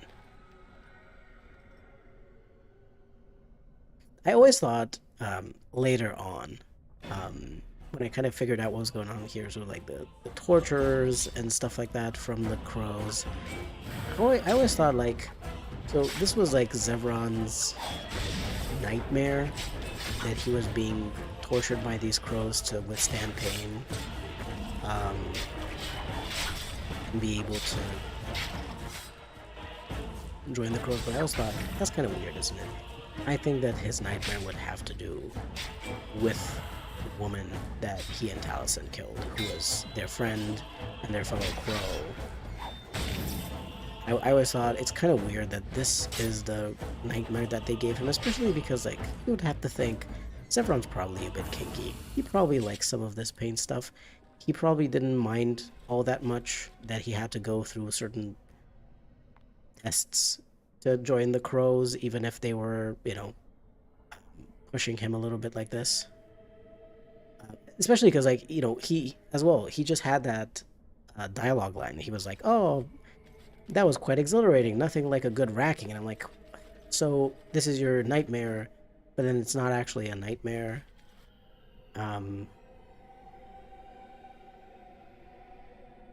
It's a good dream. It's, as well, it's weird, right? These things are called nightmares. This is a nightmare. No, nobody else's is, right? Like, that's, well, maybe Morrigan's is. Flemeth is acting like a very, very nice lady, and Morrigan just absolutely hates it. So that one, you know, Morrigan's might be a nightmare. But yeah, like, I guess Alistair just goes and sits with his sister, and everyone else is kind of, yeah, it's a dream to persuade him to stay asleep. It really messed up with Morrigan, though, 'cause she's like, oh my god, get me out of here. Get me out of here right now. I can't stand this demon anymore. And what I really like as well is, for example, Sten and Morrigan. They know this is a dream, and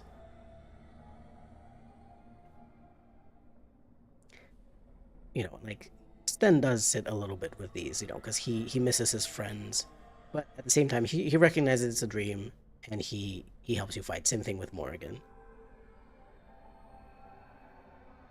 Yeah, the Sloth Demon doesn't really know Morrigan or Flemeth, you're right. It just kind of tries, based on probably being able to see some of their memories in the Fate, tries to do something nice to persuade them to stay, but they don't. The Sloth Demon doesn't necessarily understand these. But yeah, the Fade would have been, just like the decent one saying, the Fade would be a much more interesting section if it focused more on the psychology of the companions. Absolutely. The Fade is such a weird place, not just because it's where you go to dream, but it's because it's where magic comes from, and different people experience things differently. It would have been very, very interesting to be able to talk with companions a bit more and have to solve maybe these dreams or nightmares of theirs, you know, and actually make choices in those dreams, rather than just like fighting for the sake of fighting. Already throughout the whole Mage Tower, we've been fighting mages, we've been fighting charmed Templars and demons and abominations and everything. This would have been a very interesting place to stop the fighting for a bit and just resolve things more peacefully through dialogue options and sort of like persuading companions in a particular direction or another and stuff like that, and learning more about their backstories. And yeah, like focusing on their psychology, on the things that they consider sort of like close to their, you know, things that they keep close to their chest, things that they consider to be important and good, things that they consider to be bad. I don't know, would have been very, very interesting.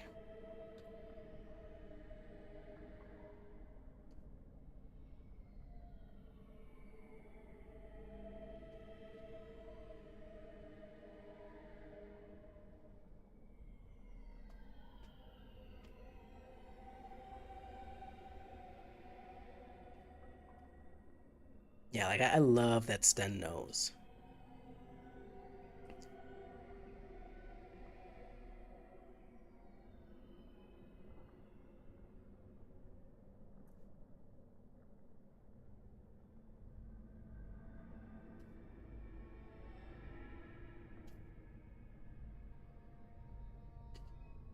I had the same problem in the Fate and the AI when the Nightmare Demon was trying to throw shade at the companions. It kept me thinking Morrigan would have done a much better job at roasting them. Yes, absolutely. Like, that Nightmare Demon was trying so hard, and it was just kind of trying too hard to be like scary and stuff. And it's just like Morrigan just immediately is able to pinpoint exactly what a person's weakness is and immediately roast them on exactly that weakness.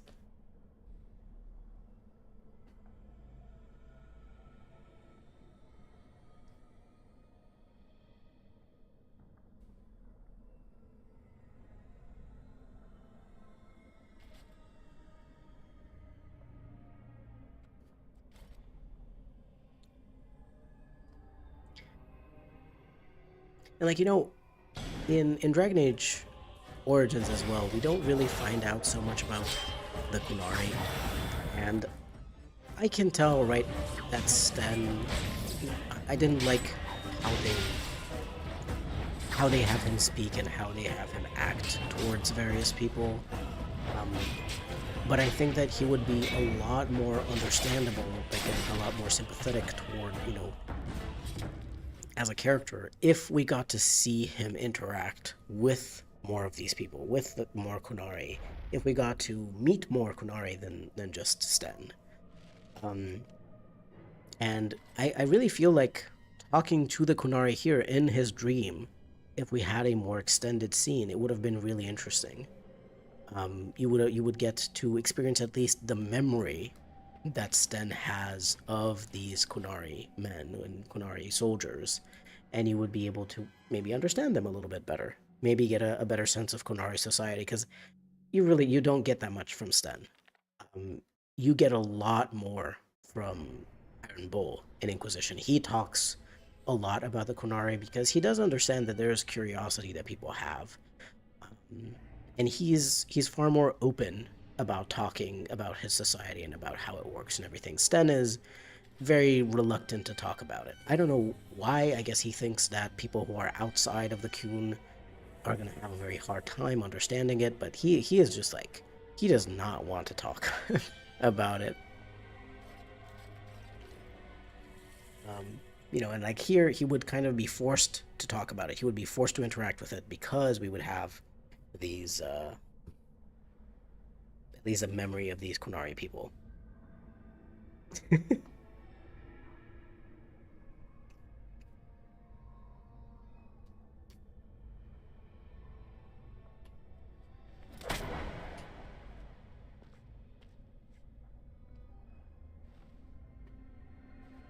That is far more like it, but it's too little, too late, Spirit.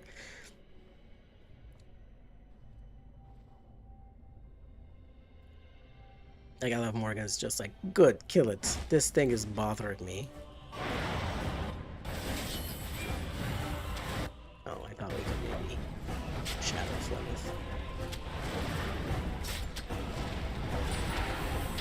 Now, one thing I never understood is regarding Flemeth.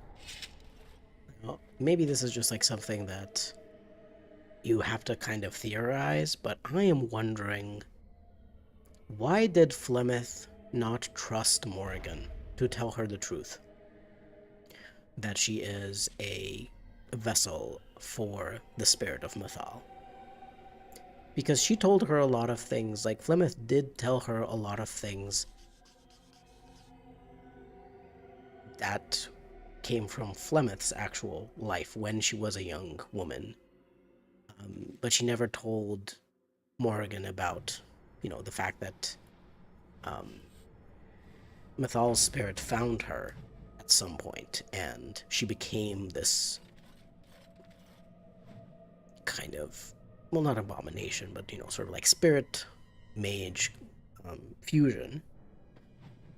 Because I think Morrigan, the thing about Morrigan is that she was raised by Flemeth to be quite open-minded about a lot of things and to be curious and to want to learn and to understand and to take advantage of the information and everything. So I'm just like, why did Flemeth not trust her with the information that she's Mythal? Because, you have this whole side quest, this Morrigan's personal quest in Origins is that you find Flemeth's grimoire, and it has this thing about how there's a spell to transfer her life essence, her spirit, into a new vessel. And Morrigan is obviously disturbed. She's like, "Oh my god, this is gonna happen to me." She's just wanted to use me this whole time, and that's not true. Like we know from Flemeth later on, from Inquisition, that he was going to only ever do that, only ever transfer the soul, the spirit of Mythal, to someone who was willing. So it's really strange, and again, Morrigan would have absolutely understood, and she might have even been willing if she was told the whole thing. But I guess, yeah, maybe trying to get Morrigan to discover more for herself rather than being told everything. Yeah, maybe it was a test.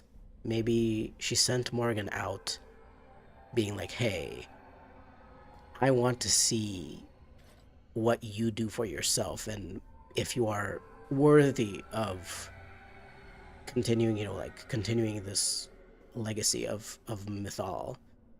Because I guess as Mythal, the spirit of Mythal would want someone who has very similar values to herself, someone who values freedom and someone who values independence and all those kinds of things that, and also someone who is kind of keen on revenge and things. So Aang always thought it was to see if she was good enough to become a vessel. So yeah, probably a test of sorts, right? To just see how good she is. But yeah, like I wonder how much change in plans and direction for Flemeth and her plans there was over the course of the series. Yeah, I'm also wondering that because I do know, based on some stuff that we know from David Gator, the lead writer, is that he knew a lot of the details of the world and some of the things that he wanted to do, some of the directions that he wanted to take the story in, like the big story. And obviously Flemeth would be what was a pretty big part of that. So I'm wondering sort of like, was a lot of that there from the beginning? Exactly what Flemeth wanted to do?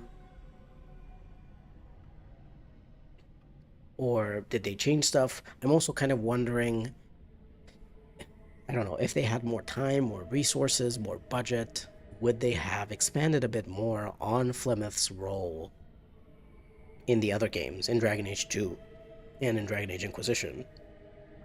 Because I'm so curious about, like, what happens, if you kill that version of Flemeth. Yes, she has like a Horcrux kind of thing that can resurrect her in Dragon Age 2, but, does it weaken her? Does it actually do something? Does it have any effect? Does it interfere with some of her plans? We never actually found out. I would have been really curious to find these kinds of things out. Like, if I could ask David Gator about, to talk about certain things that were never fully addressed in Dragon Age and the games, I would really love to address this part, the part about Flemeth and about what exactly was she planning, why was the spirit of Mythal continuing to live on and to try to do stuff for humanity, because it's very clear, right? If we take, I'm not sure whether, to say that, Veilguard stuff is canon or not, but well, it was a leading theory in the fandom for a long time as well, that Flemeth and Mythal were also Andraste. So you can see that over time, she's just been trying to do so many things for society to help people grow in a good direction. I'm just really curious to know, what was her plan? What was she actually trying to do? We never really find out. And, it's a nice mystery and all, but I am curious about, like, what the original intent was.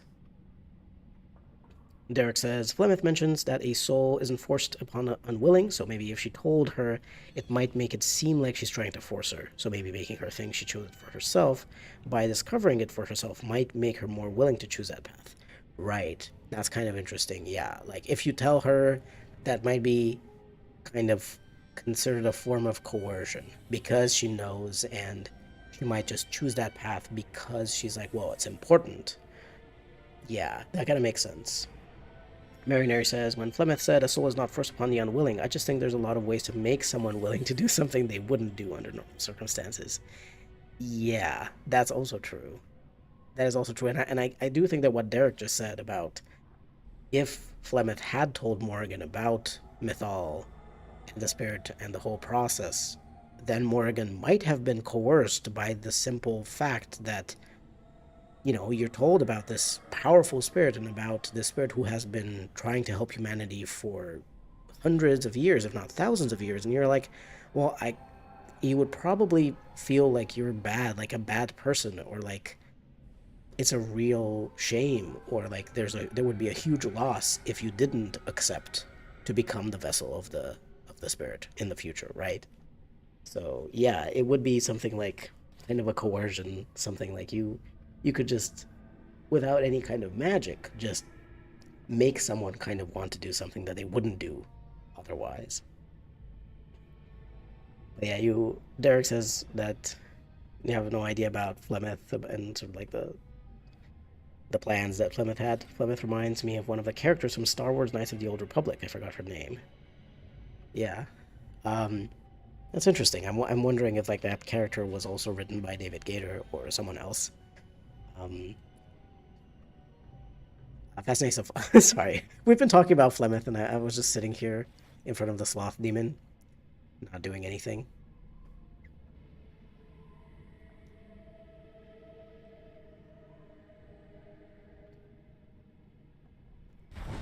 Right. I will use these forms. I will get Morrigan as far back as possible. This is just because... Huh. I thought that the Golem form would be immune to knockdowns. I guess it's not. Like, I was hoping that the Golem form would be immune to knockdowns. That's why I chose it against the... We can actually just use this version then. This is much better. This is regeneration. I'll put it on stun. If I can cast anything ever.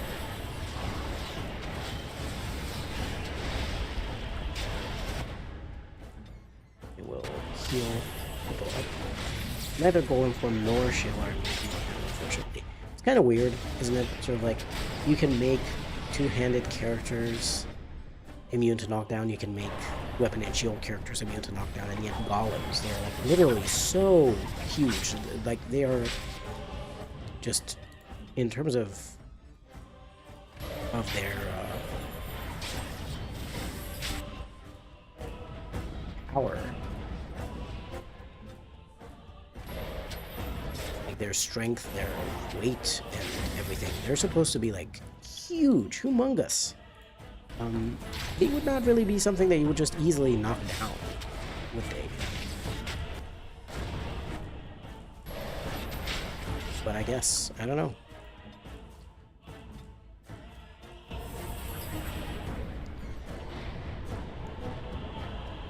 And tell you how much time I spent waiting for Shale to pick her giant stony butt off the ground? Yes. Yeah, to be fair, a lot of the times I've used Shale, I haven't necessarily used her as a tank. I've used her more as a slightly kind of a damage dealer, but like a tanky damage dealer, but not like a tank who draws the aggression of everyone else. I've usually had Alistair for that. So I usually had like myself, Morrigan, Alistair, and Shale in the party. That's like one of my favorite parties to have. And so Shale, I guess, just didn't really get knocked down for me, because it was Alistair getting those, and Alistair had shield wall up, so he wouldn't really get knocked down. That's interesting. That's an interesting thing to note. Even though it's interesting, right? Like the golems are immune to overwhelm. You would think that they're also immune to knockdown, just because of the way overwhelm looks like a kind of knockdown effect. I guess maybe they thought that would make golems a bit too powerful as enemies, but they also should have a very high physical resistance. They should be able to resist most physical effects.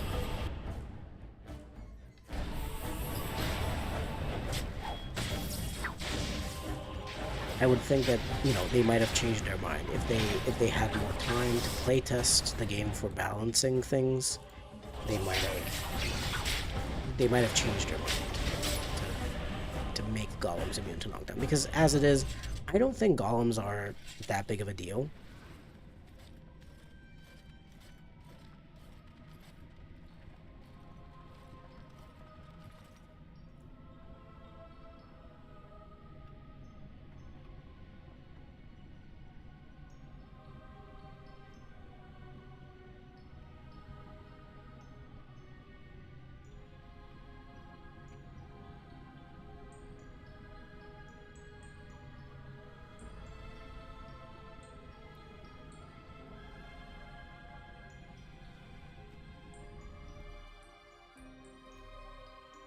One thing that confuses me in this part when you talk to Niall, and he's like, oh no, it's too late for me, my body was used to fuel this nightmare and whatever. And you're like, no, I could heal you. And like, you know, in this particular challenge run, I would not be able to heal him. But in any challenge run, in any playthrough where you're just normally doing stuff, you may be able to either have Morgan or yourself or Qwinn use the revival spell on him. And that should be able to bring him back from the dead, right? Or are you, when you're resurrecting people, you can just resurrect people who are knocked unconscious. Like they're, you know, bleeding and injured and stuff, but they're not fully dead. I'm not really sure how that spell works. Because I guess that might be that there might be a difference there of like the revival spell only works on someone who's been knocked unconscious. I always get confused here. I think we came from there, right? Yes, we came from there, and we're gonna go through here. Because this door is like open like this, it's broken. No, I can't be healed. How many health points have you tried to get the problem? That also annoyed you about the return to Ostagar. Yeah. Yeah, because it's like, well, you know, if you have revival spells and things like that. I think also I do kind of understand why the removed stuff like the revival spell and a lot of these healing spells, like powerful healing spells like group heal and stuff like that from the later games, because it does kind of become a question of like, well, why don't all mages become spirit healers then? Literally all the mages in the circle could become spirit healers, and then they could basically just revive everyone over and over again in the army, as long as they had enough power, enough energy, and enough lyrium, enough mana. They would be able to just keep resurrecting people. But I guess that would be super overpowered. It would change a lot about society, right? But I mean, I still think that they could have kept spirit healers as people who heal wounds very well, people who can remove injuries and things like that. Aang says, I think it's because Niall's soul is trapped with the sloth demon because of how long he was in the Fate for so long. Similar to in Harrowing, how your mind opens to demons more. Yes, okay, that could make sense. That would make way more sense than just like his body being used for energy, right? But if it's his soul trapped, sort of like having combined somehow with the sloth demon in the Fade and being unable to leave, that would make sense. That would make way more sense than just like his body, for sure. There's these dragonlings here. I don't think they're a problem. You know, they also, another thing that's kind of weird is they have this, you know, litany of Adrala, and Niall just tells you, you know, use it to fight against blood magic, but he doesn't actually tell you what the item does. I mean, whenever you look at the item, it just says Litany of Adrala. This item has a unique power. Wow. Thank you, BioWare. Thank you, BioWare, for telling me what this item does. And, you know, when you have Qwinn in your party, she does tell you, you know, use the litany now, because Uldred is trying to offer something to the other mages. It's fine and all, but I would like to know what exactly the power of the litany is. I do think maybe on the wiki it says something, because I do believe that even before you reach Uldred, if you're fighting, like for example, these abominations, hold on, let me show you. If you're fighting these abominations, you can use the Litany of Adralla, and it stuns them, and it does some damage to them. I think, if I'm not mistaken, this to me seems like it is the effect of a Holy Smite that the Templar has. The very funny thing is you can also equip this onto multiple party members, and you can just kind of keep casting Litany of Adralla over and over again. As long as it's off cooldown, you can just cast it again.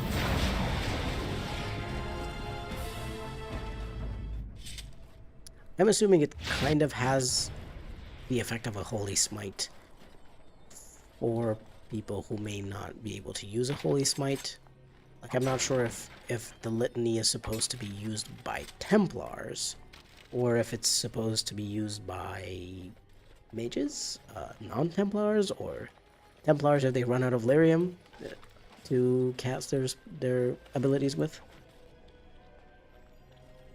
A litany is a chant. Are we literally just reading off the notes? Yeah. Essentially, that's what she... Like, I think the Litany of Adralla... I'm not sure if there's actually something that says what the Litany of Adralla is. Like, what are the words to the litany? But essentially, you are just chanting certain words that are somehow supposed to cause this smite effect onto demons and blood mages and stuff. I don't know how it works. I'm saying I'm really happy to have found this stream. My dad showed me DAO some years ago, but it's so old now there's not a lot of content on YouTube. I also love your other DAO content. Thank you very much. That's actually one of the main reasons why I'm making DAO content now. I know that the game is really old. Not a lot of new people are coming to it. You know, some people are kind of coming to it because they are kind of maybe coming from discovering Inquisition or maybe Veilguard and stuff like that. But, you know, not a lot of people are interested in Dragon Age Origins content nowadays. So clearly, you know, I'm not making it for the views or anything like that, but I am making it because I really love this game.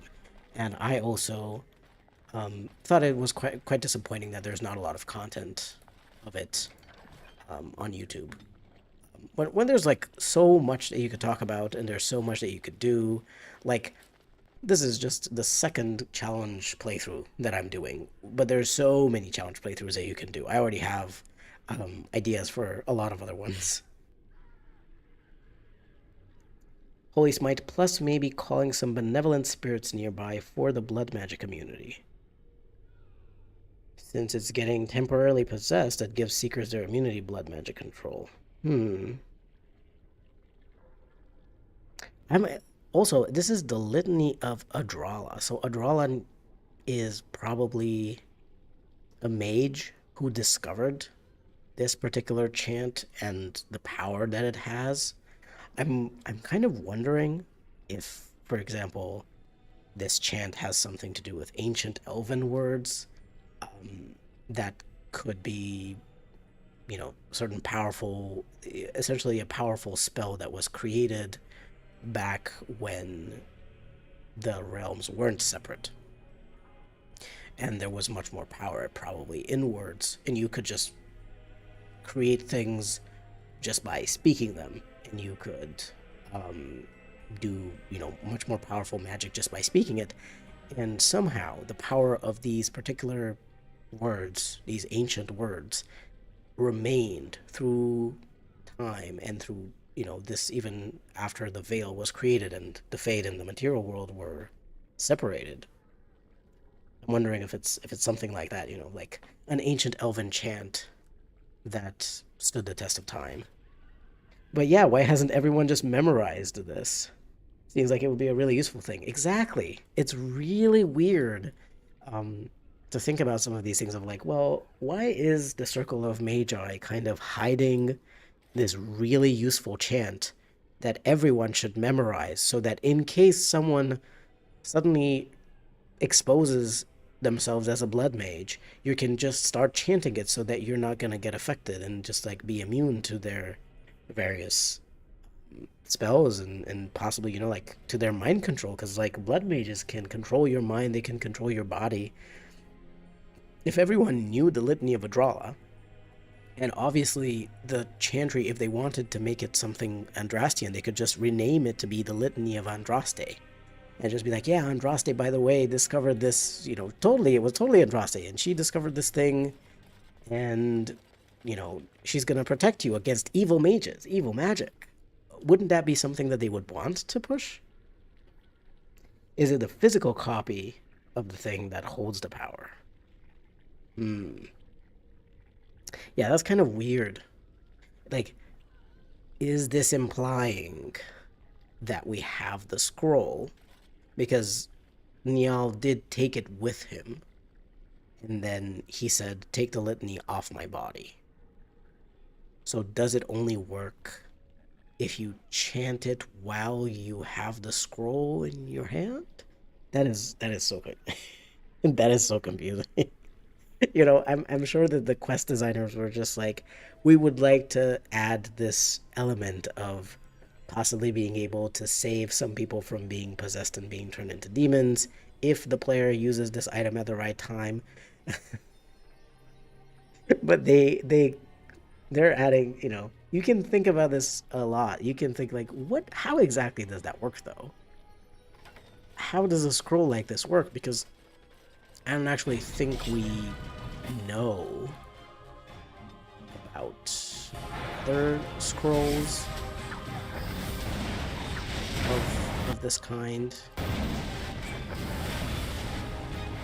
Just keep dealing damage. I'm not actually sure. Does that also damage my characters? Or these just the shades causing horrible, horrible things to happen to my party? I think it's just the demons and the shades. I think I used it first on Morgan. I'm just gonna use it again. Morgan is just gonna heal herself. Because that's what she would do. She would just heal herself.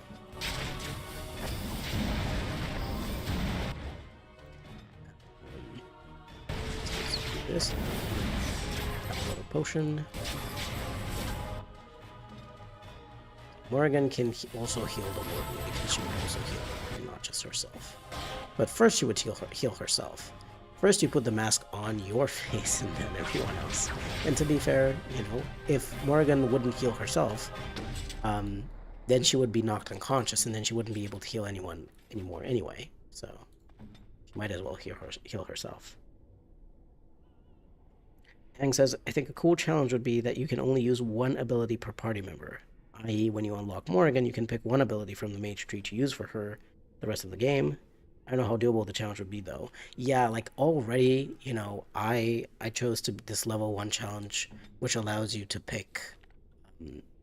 well, for my warden, these are, like, extra abilities, bonus abilities, but you essentially are able to pick 3 abilities as your starting abilities at level 1. This is already pretty hard. I don't know if one ability would be useful. Now, to be fair, if you're just saying just pick one ability to use, and it could be any ability, that might be interesting, because maybe that would just mean that you would be able to pick any of these spells. You would just unlock it. Even if you have to unlock other stuff before it, you could be able to just unlock that spell and just like remove the other ones from your bar. Never use the other ones and just use that particular spell. Like, for example, I could use Fireball only,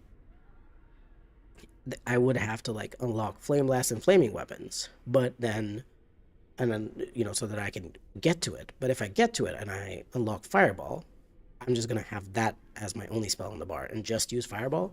That might be interesting. I think probably this would be a thing that you would do maybe in a party of only mages.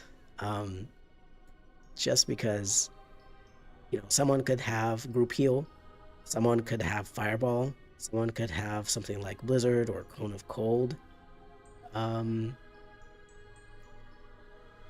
It's interesting. It's definitely, yeah. And you'd also have level up stats.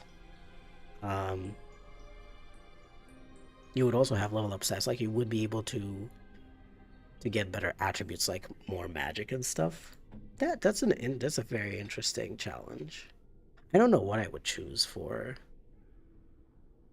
I mean, Indomitable is a great one for two-handed characters. So even though they would mostly, and like one of the mages could have haste, so everyone attacks faster. Like that would also be kind of a nice mage spell to use as your one spell.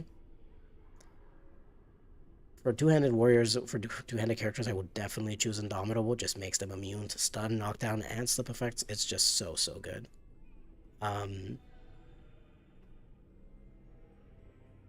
If you could do shield wall, and if you could get some of these like passive bonuses, because they're not technically speaking sort of like active things that you're using, they're just bonuses. I might pick shield wall for this. It would probably be the aim sustained for the archer, and you just pick up, melee archer passive, master archer passive. But yeah, it might also get old using only so few abilities. But then again, a challenge is kind of meant to feel challenging, so you kind of limit yourself in a creative way to oh my god, Qwinn.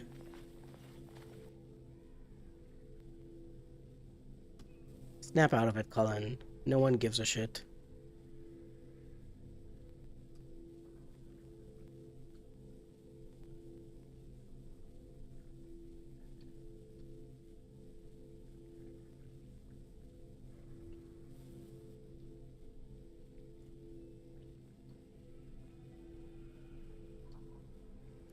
Okay. Should have just memorized the litany, Qwinn. The decent one says, I'm going to start my first run with Dain's fixes soon, and the only thing I'm worried about is Cone of Cold not being broken. Yeah, it's good, it's powerful, but I do think that still there's actually a lot of things that also make your opponents more difficult to kill. Like, for example, enemy mages and Desire Demons and stuff like that. You saw the Desire Demon kind of use the Cone of Cold on my party. 3 of my party members were frozen. It was really hard. Like, that was a really hard fight. So I don't necessarily think that Dain's fixes makes the game easier, because it's done in quite a balanced way. It's really just trying to fix a lot of bugs. But I would say that you might want to remove some of the optional tweaks. Some of the optional fixes and things like that can just kind of be weird.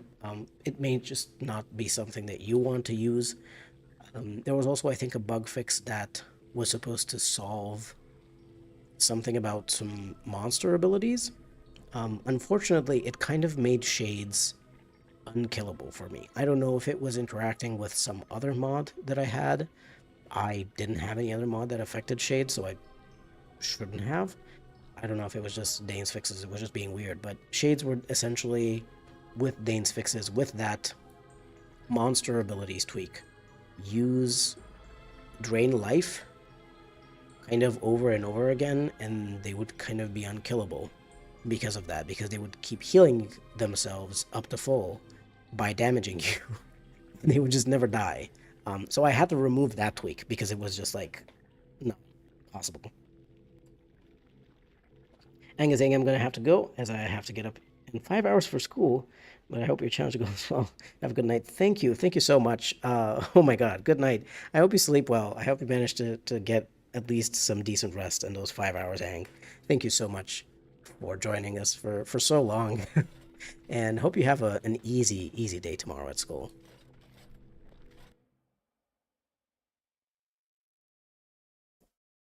Derek says, Indomitable is so useful for Nightmare.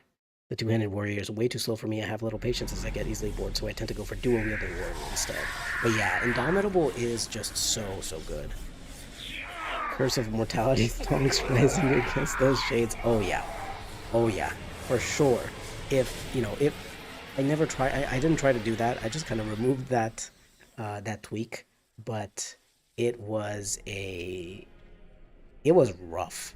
And like there's the time that I realized it, I think I was in Redcliffe Castle, where there's that group of shades in a room that has a book on a lectern.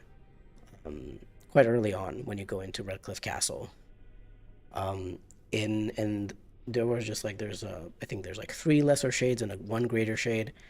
They were like impossible to kill. Even that Dragon Age does love bald bad guys. Oh my god. It does. You have Uldred, you have Zathrian, you have, of course, the egg later on. Yeah, there's a lot of bald guys, which is kind of shitty. I'm kind of bald by choice. Like I shave my head by choice just because it's more comfortable for me. But it's kind of unfair that so many of these evil guys are bald, because it's just like, why are they evil? Just and why are they bald? Why are they all bald? For in a way, it kind of makes sense within the lore of the game for Zathrian and Solas to be bald, because they've lived for a long time, and I guess something happens when you live for a long time and all of your hair goes away. I don't really know why, but for some reason BioWare decided, yeah, evil makes your hair fall out. I guess that's what happened.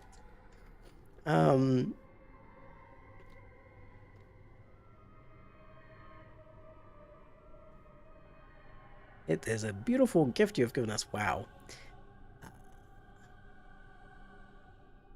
Yes. We're gonna kill him.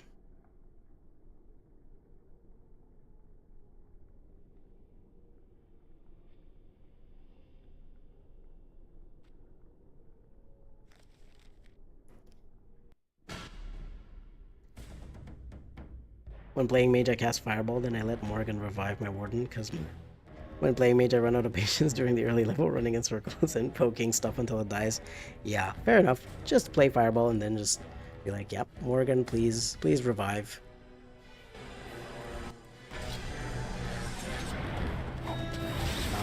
Kind of interesting thing that BioWare doesn't tell you. I don't know if it was meant to be this way. Maybe they didn't intend for this to happen. But if you put, oh my god, my Warden just got deleted. My Warden just got deleted. But what I was gonna say is you can use the Litany of Madrala on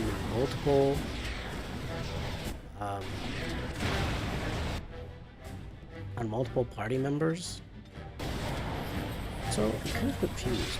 Why is Uldred not using the thing with like, do you accept my power? Okay, he used it now. I just had to ask. Oh my god. I think this might have to be the second fight that we reload.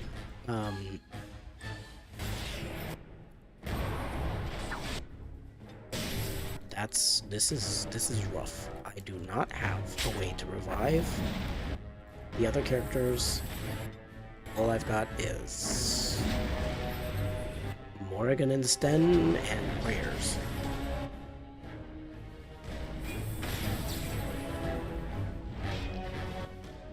Wow, this is a way rougher fight than I expected. You'd buy it for Zathrian losing his hair. He's a normal modern elf, just centuries old, not an ancient elf. But I don't buy the ancient elves never aging in any way, except for male patent baldness. Yes, that's kind of weird, isn't it? Like, did all of the ancient elves just lose their hair? Everyone, like, it didn't matter, you know, it didn't matter whether you... Oh no. Oh no. Oh no, no, no, no. Okay, there's no point in running away. Running away with Sten. As for the bald villain thing, does Corypheus count as well? Well, Corypheus, is he even kind of alive? Because Darkspawn just don't have hair. Like, Darkspawn kind of don't have hair. Ghouls still do have hair. Like, you see, for example, what's his name? Ruck in the Deep Roads. He's a dwarf. And he's a ghoul. He's a Darkspawn ghoul. But he still has hair. Same thing with Branka's lover, Hespeth. She still kind of has hair, but when they, if they are, people are turned somehow fully into Darkspawn, like the Broodmothers, or the weird kind of situation of the Magisters who were turned into the first Darkspawn. I'm not sure how that works. I guess they don't have hair because they're like full Darkspawn. The mother has hair though, doesn't she? Yes, she does. Was that just BioWare trying to make a broodmother that looks different than the one in Origins? Or, well, the Architect... Well, the Architect is actually one of the original Magisters. He doesn't have hair. But the mother isn't. She was just an actual, just basic broodmother that the Architect awakened, gave intelligence to. So why does she have hair? Is it just like, if the original person who was turned into that Darkspawn creature had like a just really good hair genetics, then they're just gonna have hair? It's gonna keep having hair? I am really, really concerned about this fight. Because if this fight goes bad, essentially... Oh, hold on. Hold on a second. the architect gave her hair? Yeah, I'm just like, when he... Did he just use like some special Darkspawn magic or Ancient Divinter magic to give her hair? He was like, oh man, she's probably gonna feel so bad that she doesn't have hair when I awaken her, when I give her intelligence. Hold on, let me also give her some hair. Okay, I remembered. I have a secret weapon, because I was just about to say, oh god, what's gonna happen if I can't beat Uldred? But I remembered.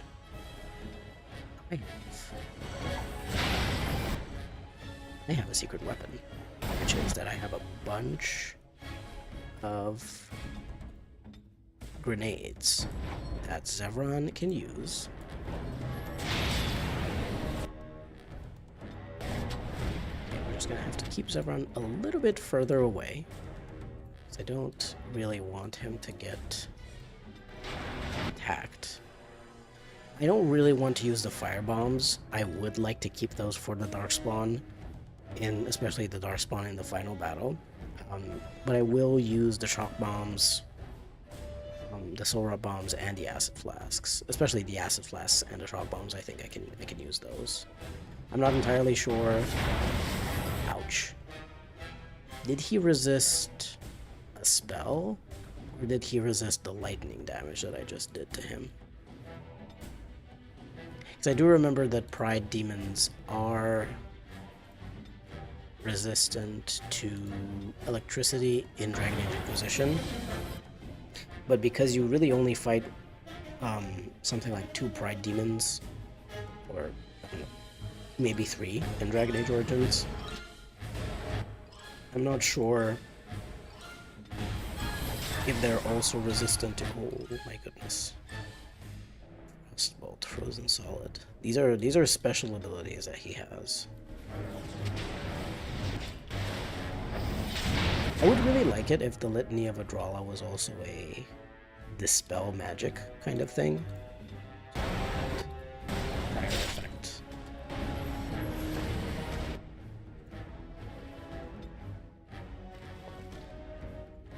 Let me give him these notices. He's gonna run away. Throw a little acid flask at him. Shock bomb. No, he didn't resist it this time, so I think it's fine. I don't think they're resistant.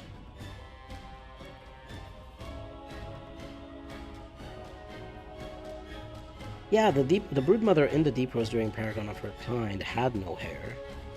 You're confused when the Awakening one has hair. We could maybe think that it has to do maybe with the race of the human, of the person who was turned into a broodmother.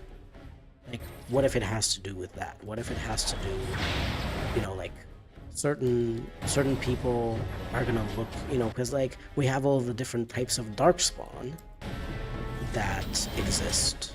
There are like, you know, genlocks are essentially dwarves and elves.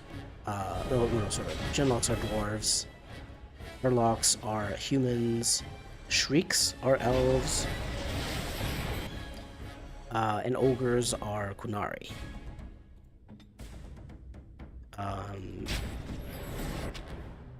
And so maybe that's kind of what's happening. The different brood mothers maybe also create different, because like the mother also creates some very, very weird darkspawn. She has those weird children bug things that look absolutely horrible. Like I don't know who does, I don't know who designed those. On one hand, I'm like, wow, you did a great job because they're terrifying, but on the other hand, I'm like, wow, they are terrifying. I hate that. So because she has those weird kind of children bug grub things, it's weird. Maybe she was a different race that had a lot of hair. Yeah, I don't know. I don't think it makes a lot of sense. But wow, we got through the Uldred fight. Maybe there was a chance to get through it without using grenades, but I would rather just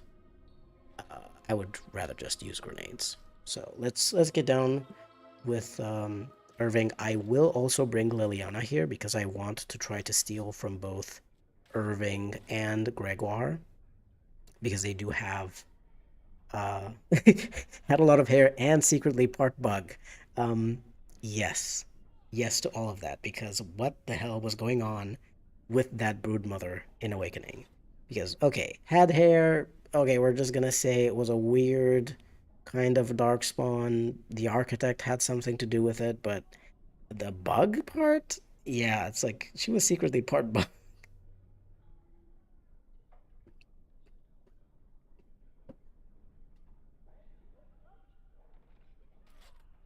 You do wonder where the Darkspawn got the Qunari from to make their ogres, since at the time of Origins there weren't that many Qunari in Ferelden. That's true.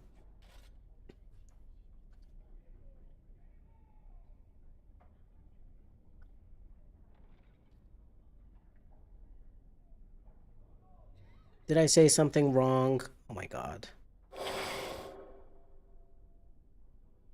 I said something wrong. No. Hold on. We have to reload the save. I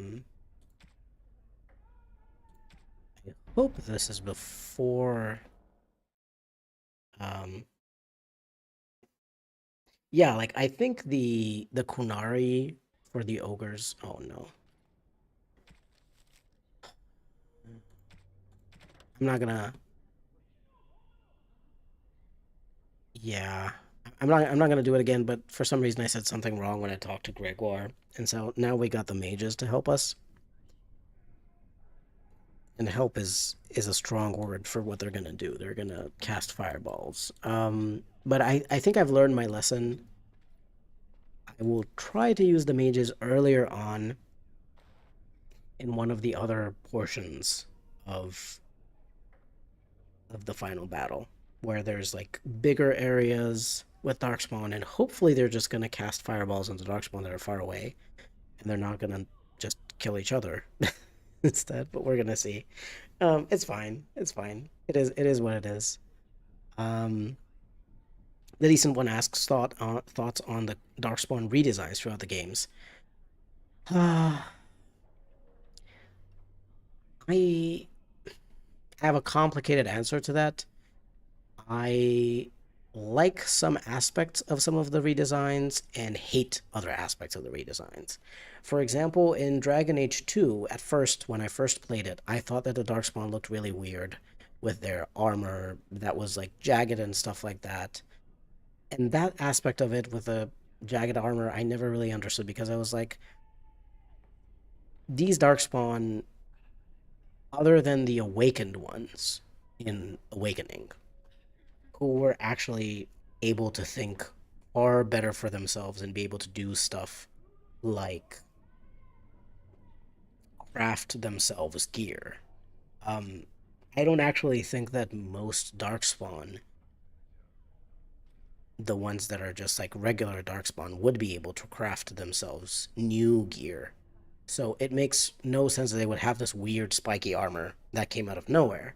It would make a lot of sense instead that they would use armor that they scavenge from the people that they kill in the deep roads and other places. There are, and as well, armor that they find from dwarves and whoever else died in the deep roads long ago.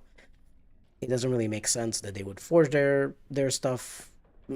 But there was a bit, but the reason why I'm saying it's a bit of a complicated answer is because I I do know a bit about the history of like how they made the Darkspawn. David Gator, for example, from the very beginning, making the lore of Dragon Age and stuff like that, when he told the artists about the Darkspawn, he was like, do not make them look like orcs from Lord of the Rings. And unfortunately, in Dragon Age Origins, they did kind of make them look like orcs from Lord of the Rings. So I think in Dragon Age 2 and later on in Dragon Age Inquisition, the changes they did, the redesigns that they did, were done in such a way to try to get away from the Darkspawn looking like orcs from Lord of the Rings. And so I was a bit upset at first when I saw the redesigns in Dragon Age 2. I felt a lot better about the redesigns in Dragon Age Inquisition, because in Dragon Age Inquisition they looked somehow a bit more similar to what they were like in Dragon Age Origins. And I don't know, they felt a bit better. They still looked weird. I didn't like that the genlocks were made to be these big things, because like genlocks are supposed to be from dwarves. Um, you don't make them look like orcs. Look like orcs. Okay, exactly. Um, um, there were some weird choices that they made. I didn't appreciate that they changed the genlocks to be big, um, because genlocks are just dwarves. So I think they kind of, at some point, even though the initial changes that they made in Dragon Age 2, I understood those changes. They were trying to get away from the orc look. They made them grayer, and they gave them all this like weird spiky armor to make them look a bit different, which, fine enough, I guess. It's different. It takes you a bit of time to get used to it, but it was fine. But in Dragon Age Inquisition, I don't know for sure that the artists who worked on making those models and the art for the Darkspawn understood what they were drawing. You know what I mean? They were probably just told, you're making these like monstrous creatures and whatever. and they're like corrupted and whatever. But I think some of the artists might have not known that a genlock comes from a dwarf, and the ogre comes from the Qunari, and the Hurlock comes from the human, and the shrieks come from the elves and stuff like that. I think at some point that information kind of got lost. People forgot to tell them that, and that's why that happened. And I don't want to touch Veilguard's designs with a 10-foot pole because all of them look like they are very cheap designs from a mobile MMO. Um, so that's my that's my long answer on that. But yeah, Darkspawn have always been weird and not super original from a like visual design standpoint. Yeah, Marinary is correct. They don't look like something very interesting. I will say I thought the brood mothers were a very interesting concept, which of course kind of got very quickly thrown away into the corner, just brushed under the rug so that people forget about it because I guess it's an uncomfortable topic that by the time 2014 with Dragon Age Inquisition came around, they were like, yeah, I guess we don't really want to have that in our game anymore. One thing you dislike was that they made the Darkspawn less intelligent in the ATV. You get that they were the first Darkspawn, but you still wish they did something more interesting with them in the ATV. Yes, that among many, many other things that the ATV lost the plot on. But, because the really weird thing is like, oh yeah, the first Darkspawn and whatever, but like, we also have the first Darkspawn as in like the Magisters, who are the first Darkspawn that we had in the material plane, and those were extremely intelligent and extremely powerful and very interesting visually and all of that. And so it's like, yeah, I don't know necessarily that they had to look so stupid. um, you know, we are just going to travel a little bit to camp. I know that it's really weird to be camping in the Circle Tower, but ignore it. We are camping at night in a beautiful forest that is somehow inside the Circle Tower. Oh yeah, no, I'm definitely not donating anything to the mages at all to make them more powerful. I would have donated maybe a few of my novice runes to the Templars, but since I messed that up, I'm not gonna bother with that. Yeah, they aren't even the first Darkspawn, they're the original designs, and I'm like, wow, these Evanuras really sucked if those were the original designs that they could make for Darkspawn. I'm like, really? Original designs? Yeah, I imagine we're camping just outside the tower on the island. Yeah, that would make sense.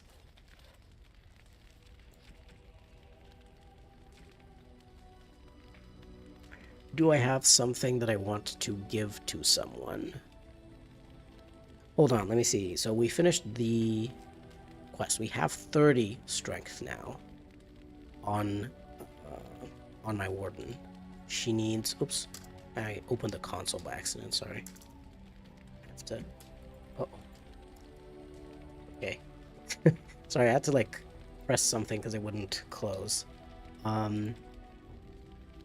Now I have 30 strength. I need 34 for the diligence set. How would I get 34 strength? The Life Giver ring gives constitution and stuff, so I would be able to get +2 here from either the key to the city or later on you can get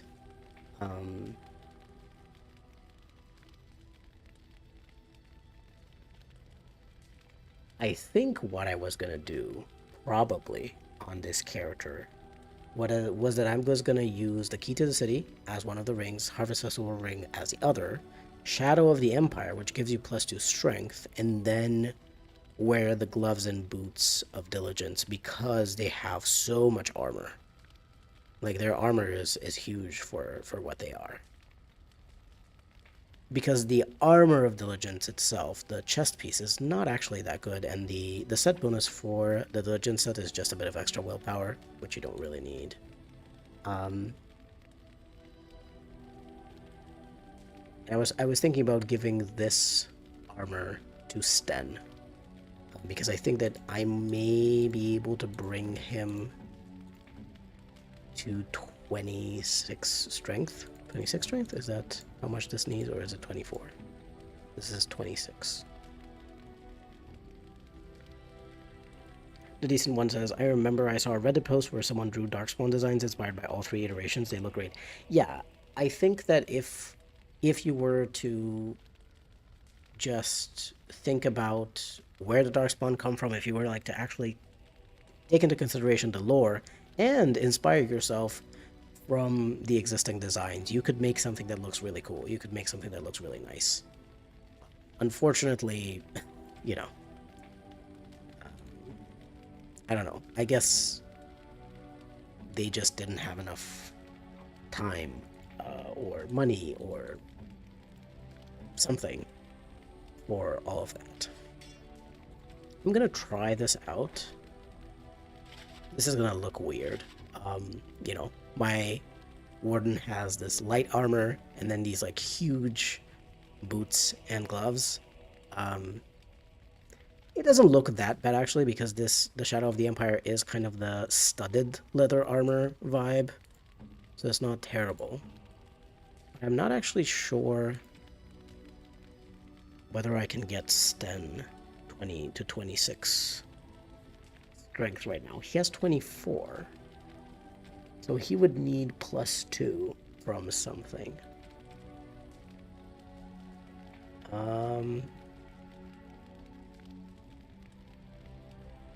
What would that be? What would give him... Because Zevron needs this. Zevron needs the +1 to all attributes, for sure. The only thing that I can think of that would give Sten +2 to strength would be the ring that you can get in the Deep Roads as part of the Drifter's Cash quest. Ring of the Warrior, I think it is. +2 strength, +2 dexterity. Andrew's Blessing. Yes, Andrew's Blessing. I don't think we have enough money for it, but we might be able to if we sell stuff to Gorham. So yes, Andrew's Belt, that's that blessing. Yes, that one gives +2 to all attributes. But does Stan already have something that grants strength? He does not. Yes, okay, so that would get him to 26. Thank you, Derek, for reminding me of that. Yeah, it gives +2 to all attributes. Completely forgot about that one. Yes, what I wanted to do here was, I didn't really want to go in camp and do any changes, but I did them anyway. I wanted to just take Morrigan, Liliana, so that she can steal from... So she can steal from Irving and Gregoire. I might have already stolen from Gregoire, but I don't know, I'm not sure. Can she even? Resorting to petty thievery now, how sad. Wow. Oh, I forgot to activate stealth. Stealth helps with that. Okay, that she failed again. She has 33 cunning though. I guess I can do the same thing with Zevron again. I can take this off of him and we'll give it back. But it kind of sucks because like she has really good cunning. She has really good cunning. I gave her, by the way, all of her 3 skill points went into stealing, and she has stealth. I'll try it again. I will try it again.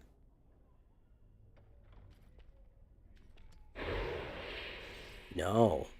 Okay. I think it might require 35 cunning. Hold on. I will give her this as well.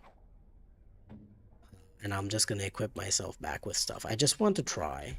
I want to try and see. Dain's Fixes, by the way, also has a tweak like this that makes you unequip stuff if you're... Okay, so yes, I think it was 35 cunning that we needed in order to be able to buy this. You know, this isn't even Wasn't it a ring? A ring of resistance that I got from him? Huh. Hold on. I thought you get a... I guess it's this silver ring instead that I got. Because I remember that stealing from First Enchanter Irving gave you a special ring. The Ring of Resistance or something like that. Maybe I'm wrong. I don't know. But yeah, 35 cunning. But this should give us the shield. Gregoire's shield. Yes. It's useless to us. Like, we're not going to use it. Yeah. He does have the shield. It's useless to us, but I really need the money. I'll try to steal again from Irving. No. Okay. Well, I'm sorry, Liliana, but you have to give these things back to the people who can actually make way better use of them than to just steal stuff from people. Although, you know, this is very useful. This has been very nice. But I will kind of just give everyone back their stuff. Let's check. It is like 100-something sovereigns here. And, oh, I do have enough money. Look at that. It's 106 and I have 116. Wonderful.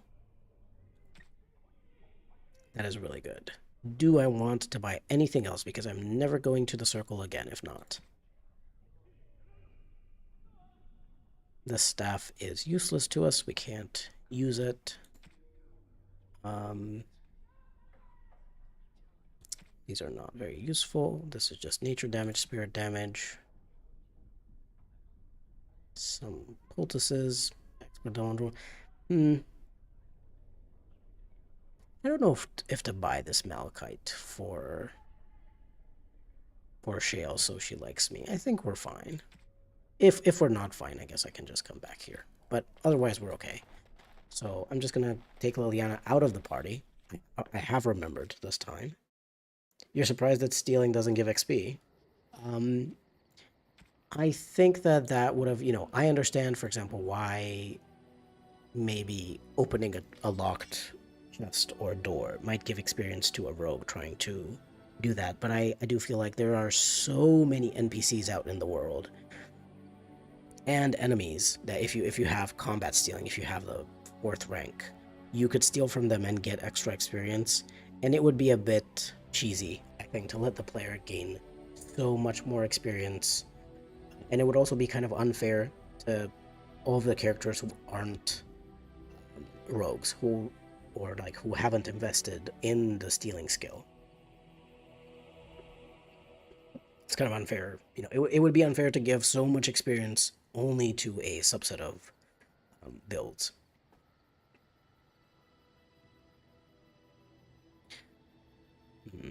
Okay. I do think I'm going to give Sten this big ring, the Life Giver. I should also give him the Band of Fire, I think, and I'll give the Wicked Oath to Zevran to have.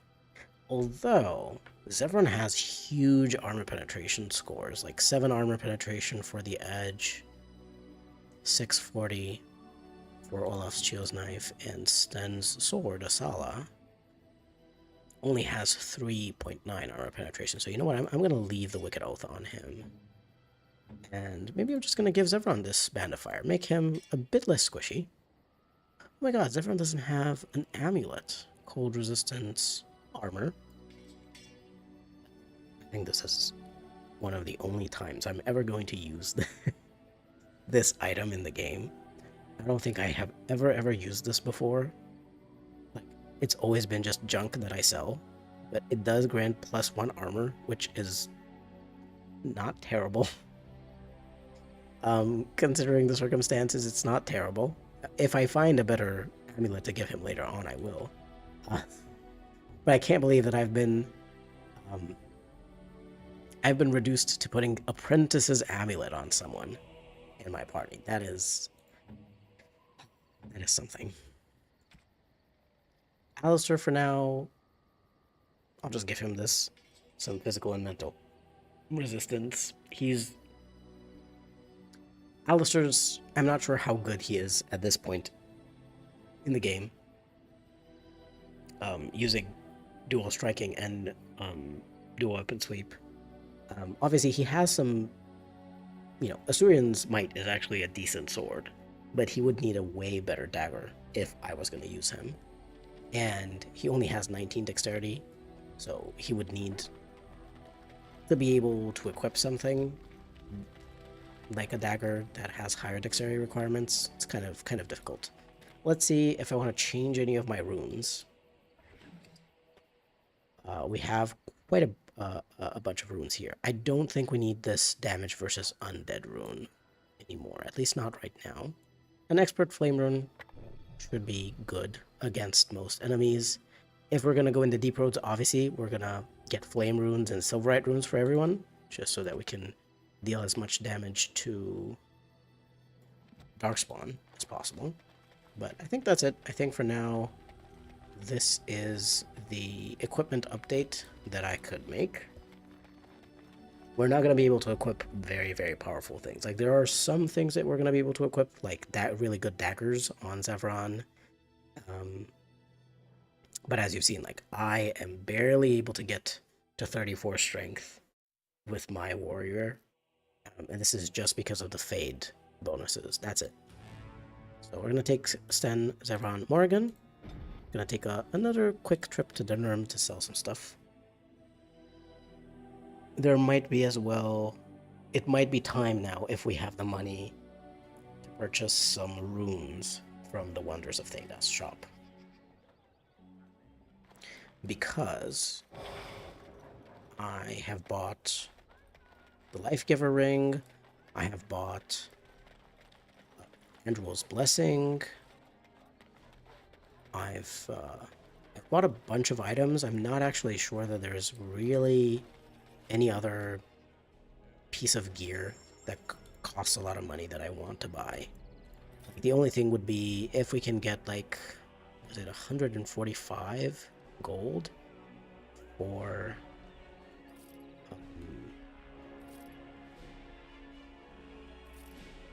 the Rose's Thorn dagger. That one might be worth the money. Maybe. Helmet, Templar helm. I don't really know why I'm keeping these leather gloves. Like, I guess Liliana has shittier gloves. I don't know. I'm not gonna use those on anyone. Not really gonna use this medium armor on anyone either. 36 strength, never reaching that. Templar only armor, not good. Gregor's shield is a shield. Some robes. I think I will keep this Libertarian cowl and give it to Morrigan. The 12 defense can be useful if she gets attacked, and she might get attacked, especially if we're fighting against a big group and she does a lot of damage to them with, like, a Flame Blast. The Apprentice cowl, it's just 5 mental resistance. It's just not very good. Now this, though, the Mabari War Harness is probably the best collar that you can get for your dog. That is, like, very easy to get, because you just get it for free from one of the corpses or something, or like a chest in the Circle Tower. That's where we got it from.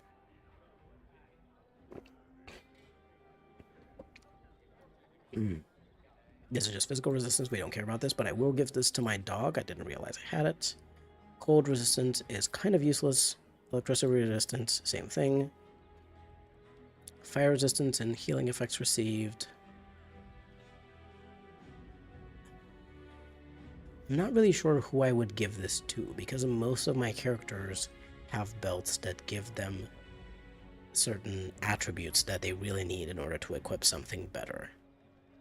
So even though this has fire resistance and you're like, oh, you know, maybe against, like, some demons and dragons and stuff, but it's just not good enough. Same thing with this Shadow Belt. I'm not actually sure that this plus 3% melee crit chance is good enough. Or the plus 5 elemental resistances. Like, those things, the plus 1 constitution. This is at least, it's slightly better than plus 1 constitution for most characters, but yeah. Cold resistance, definitely not. Yeah, we're just gonna sell most of the things that we get. Because they're just not, like, you know, I have to be, like, really picky here. I don't think I'm gonna use Greater Lyrium Potions just because they restore, like, 150 plus half of your spell power. Morrigan does not have that amount of mana. I don't think. That's her maximum mana. Ice Salve, not useful. Nature Salve, also not useful. We will keep Spirit and Warmth. Swift Salve, I may also keep. It increases your attack speed. It's quite nice to have. And especially because I can't craft any of these kinds of things. Kind of nice to have. I am not using Dwemer runes. You saw that I went to the Mage's Tower and I did not use any Dwemer runes. Unless you can get other gear that gives you good bonuses to spell resistance, having something like plus 4% spell resistance basically means nothing. It doesn't really add much to your chances. So I will sell the Dwemer runes. I would rather keep the lightning runes, if anything. The cold damage is not good against most characters. I'm just going to sell those. I will keep these lightning runes. Cold iron against undead is kind of... like, it's good against undead, don't get me wrong, but there's not a lot of places where we will fight a lot of undead. Like, there are a bunch of undead in the Brazilian forest, but there's not even that in the Brazilian ruins. There are some as well in the Haven, but I think I can just get fire. I think I can just get fire. I will keep this one because it's Grandmaster, but the Journeyman one I will sell. An Expert Silverite rune. Silverite runes are rare, so keep all the ones that you can get. Floorspar. I don't think I'm going to do that quest that requires the garnets, so I'm going to sell that. And finally, we get to sell Gorham all of the blank vellums and the private documents that we found, which are totally going to be very useful for him. He cares so much about the Circle of Magi, their private documents and everything. Yeah, we already did the big undead section in Redcliffe, and in the Mage Tower as well, there were some undead. I think that's it. I will keep the Sapphire and Amethysts. Fire Crystal, maybe keep that too. Does he have any stuff for me? I've sold him so much junk. Like, he has wolf pelts and blank vellums and chalices and vases and all sorts of shit in here. I'm just selling it all of my trash. Look at all of these crystals that I sold him. Yeah. Yeah, and he also he doesn't really have anything useful for us. In the beginning, after you complete 3 main quests, he does have some nice things, which I will take a look at, although I'm not entirely sure that any of my characters are gonna have attributes high enough to be able to use those things. We already went to Genetivi's home and discovered Waylon, the real Waylon. I will do this. The Red Jenny thing, I believe it gives you 2 gold, 5 gold. So it gives you a decent amount of gold. Yes, 3 gold. Yeah, if you just give them the box. I did want to do that because that one I don't think it gives you too much experience, if it gives you any experience at all. But it did give you a good chunk of gold for just delivering a box to a door. Okay, let's see. Nothing that I want to buy in terms of these, I don't think. But, yeah, the Ring of Ages is also kind of useless to us, so we don't need that. There's another Apprentice Amulet if we need it. If we want to give someone else that disappointment. But no, what I wanted to do was to get this Grandmaster Paralyzed Rune and Expert Paralyzed Rune for Zevran, to give him one of these runes in each of his weapons. But that is it from this guy. We're never going to have to come back to the Wonders of Thedas either. We're we're finishing up a lot of these shopping sections. One thing that I want to do, or that I was considering doing, is to do the quests for Sergeant Kylon. This is because if you do all of his quests and take care of the bandits in the Denrim back alleys, he gives you about, I think, 10 to 15 gold after you've completed all of those quests, which is pretty significant. But we can wait on that because I don't actually know if I'm gonna need all of that money.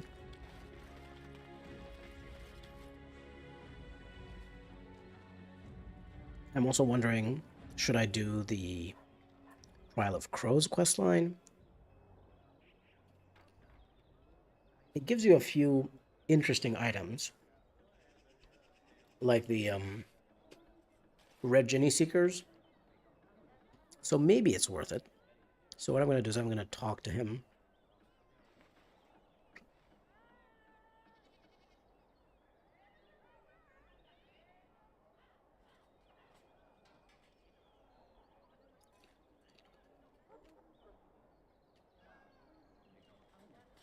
I believe you just need to maybe finish a main quest and then talk to Master Ignacio here and ask him if he needs help or something.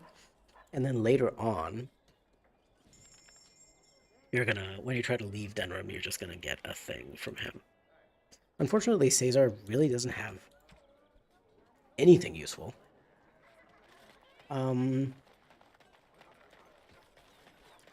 I guess that's kind of it in Denrim for now. I would really like to get a better two-handed weapon for my main character, because right now, I still have the Chastened Flatblade from the Korkari Wilds, which I got, during the Ostagar section of the game. But unfortunately, a lot of the good two-handed weapons are extremely heavy, obviously because they're two-handed weapons, but a lot of the good two-handed weapons that I could wield are things that I can only get access to later. And later, meaning the Dwarven quest. So I think even though... Hold on, I'm seeing ads. I think even though... We will talk to this guy. But I think even though I wouldn't usually recommend anyone do this early on, unless you're doing a special challenge playthrough that requires it, I think we're going to go and try to continue the Dwarven main quest. We don't have to do all of it. We don't have to go into the deep roads fully and do the whole part with Bronkop. I just want to try to get through the Carta bit so that I can get to the Carta hideout and get the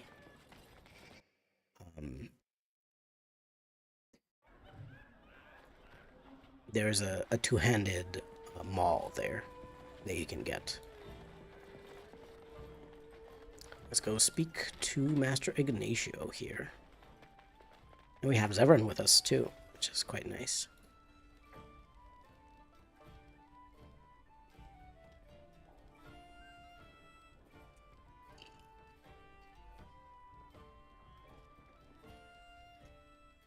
You think ads happen at different times for everyone?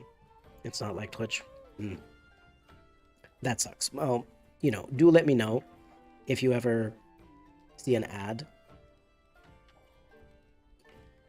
Until you skip it, let me know and I'll just take a few seconds, a break until you can skip it.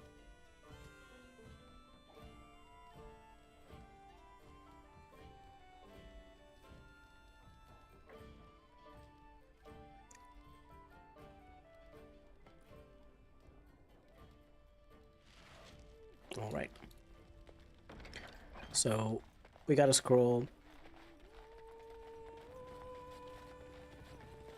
We could have gone to the Pearl to kill those POW and low gain supporters, but it's fine. The Blackstone irregulars don't really give very good money rewards for most of their quests, so I'm not bothering with those, because that's just going to give us a lot of XP for no reason. I can check these out. Respondent interrupt with solving problems and negotiation aids. This is the one with 15 toxin extracts, and this is one with a bunch of people. I'll take a look later and see how much XP and money they give. If they're worth it, we can do a couple of those.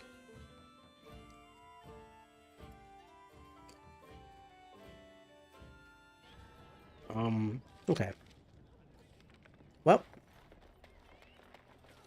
I don't necessarily know if I want to do all of the killings right now of the assassinations in the Trial of Crows. I don't necessarily think that I need to. For the Red Jenny Seekers, like, I don't think that one pair of gloves is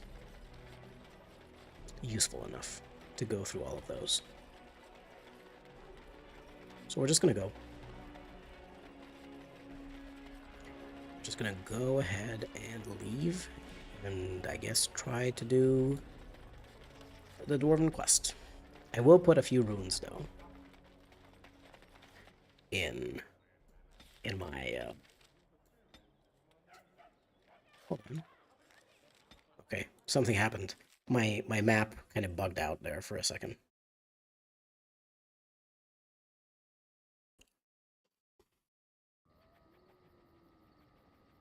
Okay. I'll just go real quick to Sandal and get him to enchant my gear. Sandal, do what you do best, which is enchantment. I'll take everything off. It's easier for me to see exactly what I have. We need a paralyze rune in each of Zevran's weapons, and then some very strong runes. So Grandmaster Lightning, Grandmaster Fire.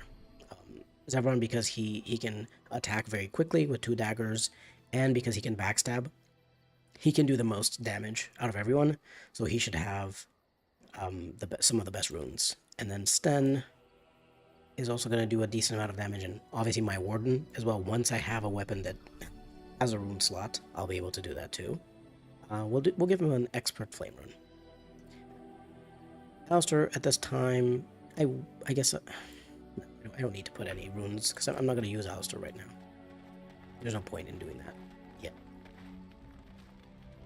Anyone I should speak to?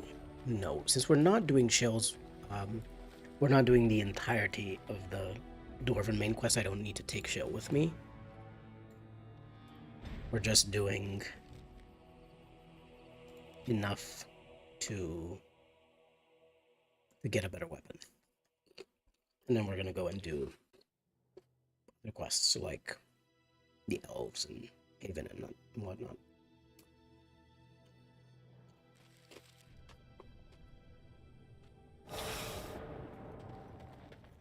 I do apologize if you can hear me crunching on these, on the popcorn. I have some popcorn. I'm eating a little bit of it every time there's a little loading screen or something. We've spoken to Lord.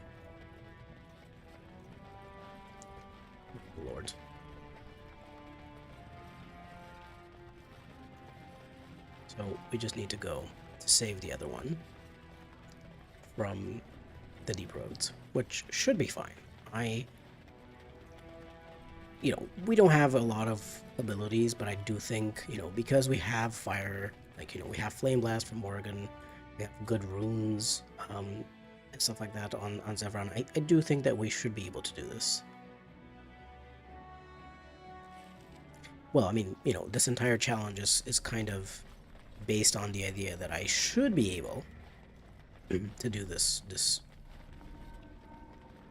entire game, even though I have very limited abilities.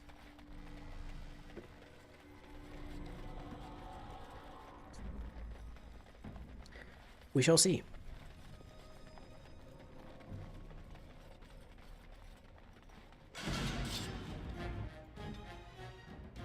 there's an emissary there. Yes, Mighty Blow, absolutely go ahead and do it. Meantime,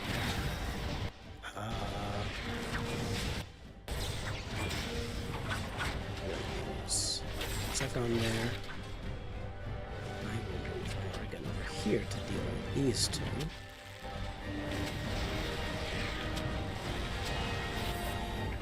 Stun. Oh yeah, these particular Darkspawn are not very difficult to deal with. These are not what concerns me. Into Morrigan. Who shot her to death like that? Like, what happened to her?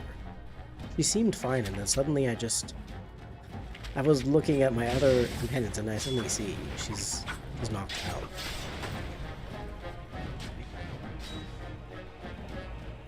I think it probably was a critical shot. Like, it was one of those archers just got lucky and got a crit on her. Just did way too much damage at once.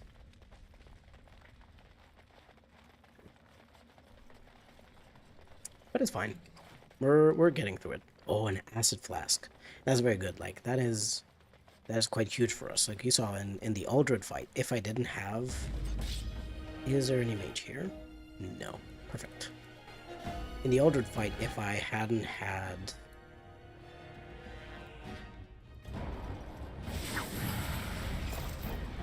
If I hadn't had the grenades, I'm not sure if I would have been able to defeat the enemies, frankly, to defeat Uldred.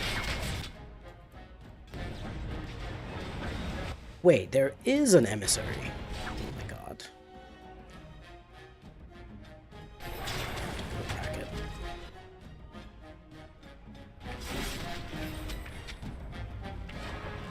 Come on, you can do it. You can paralyze it with your wounds. No? And I used... Like you saw, he attacked so many times, and he didn't once cause the emissary to be paralyzed. That is honestly kind of unfortunate. Sevron, why aren't you attacking the emissary?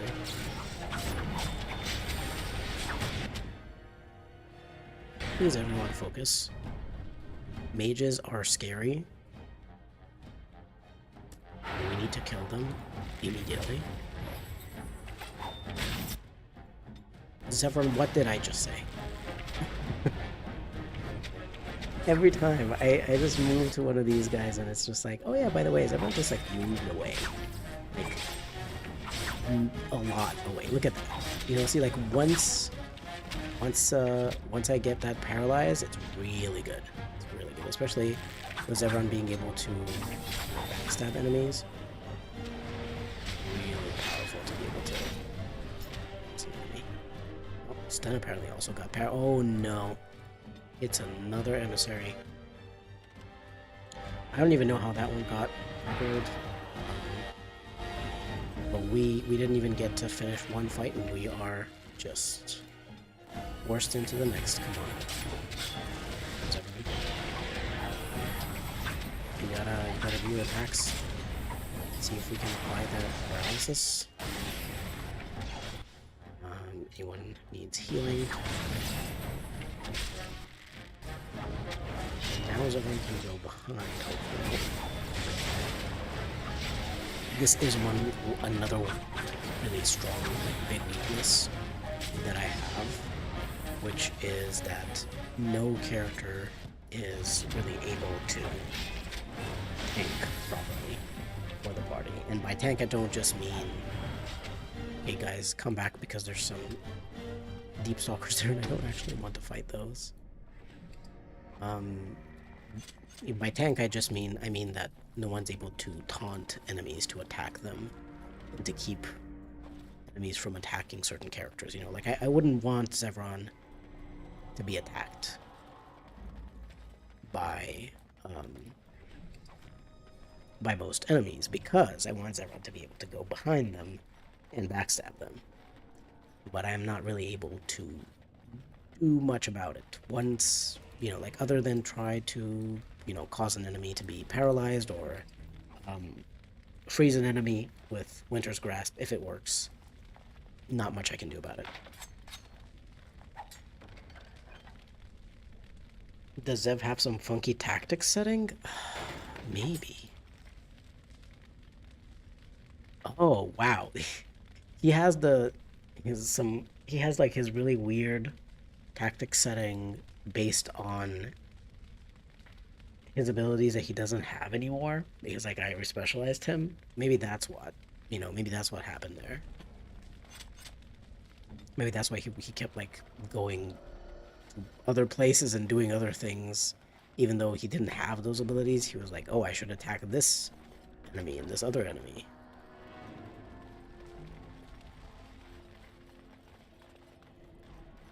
Thank you for telling me, Marinary, because I wouldn't have thought to look there. I wouldn't have thought to look in his tactics setting. I thought I fixed it, but I guess I didn't for Zevron.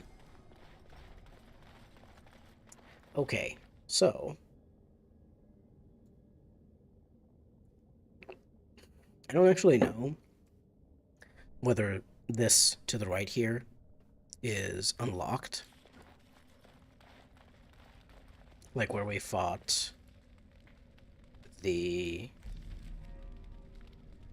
emissary. I don't know if that passageway is unlocked.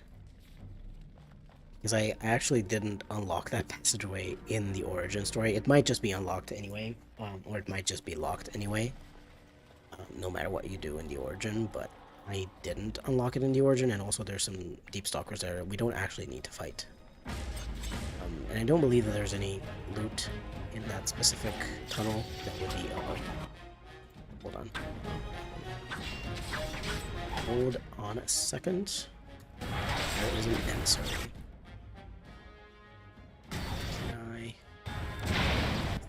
Who did that? The emissary did that. Oh no, there's two emissaries. Okay. This is a tricky situation. It's a tricky situation. I need to do it here.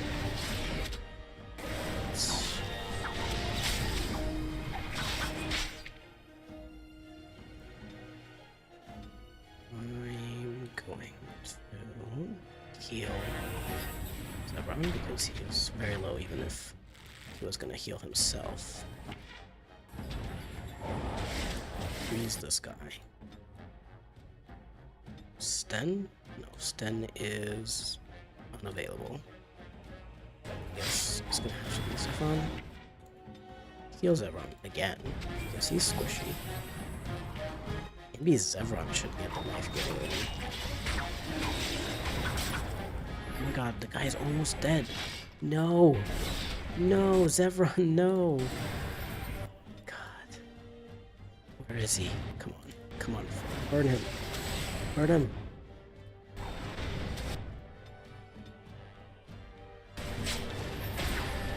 Oh no. It's Curse of Mortality. It's Curse of Mortality. Oh no. That's bad. Oh no. Oh no. Hold on. My character might be able to live. Okay, okay. Heal real quick. Oh my god. I managed to live through Curse of Mortality. I thought I was gonna die. I mean, I might still. You know, it's not guaranteed, but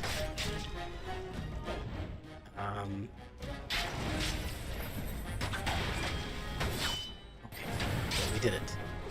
There's just these two warlocks. Wow. The only thing worse than a mage 2 mage. DAO players and Templars, yes. Yes. Like, you know, sometimes I feel a bit weird about how much I say in each and every build guide that I make in the tactics stuff, in the tactics section where I talk about, you know, what stuff you should do, how you should use your abilities. I'm always like, always target mages first, because otherwise they're gonna ruin the whole fight. And it's true, you know? But then I actually play through the game, especially when I play it on like harder difficulties or I do a challenge run like this. I'm like, no, that is correct. I should be telling people all the time. Target mages first, otherwise you're gonna have a really bad time.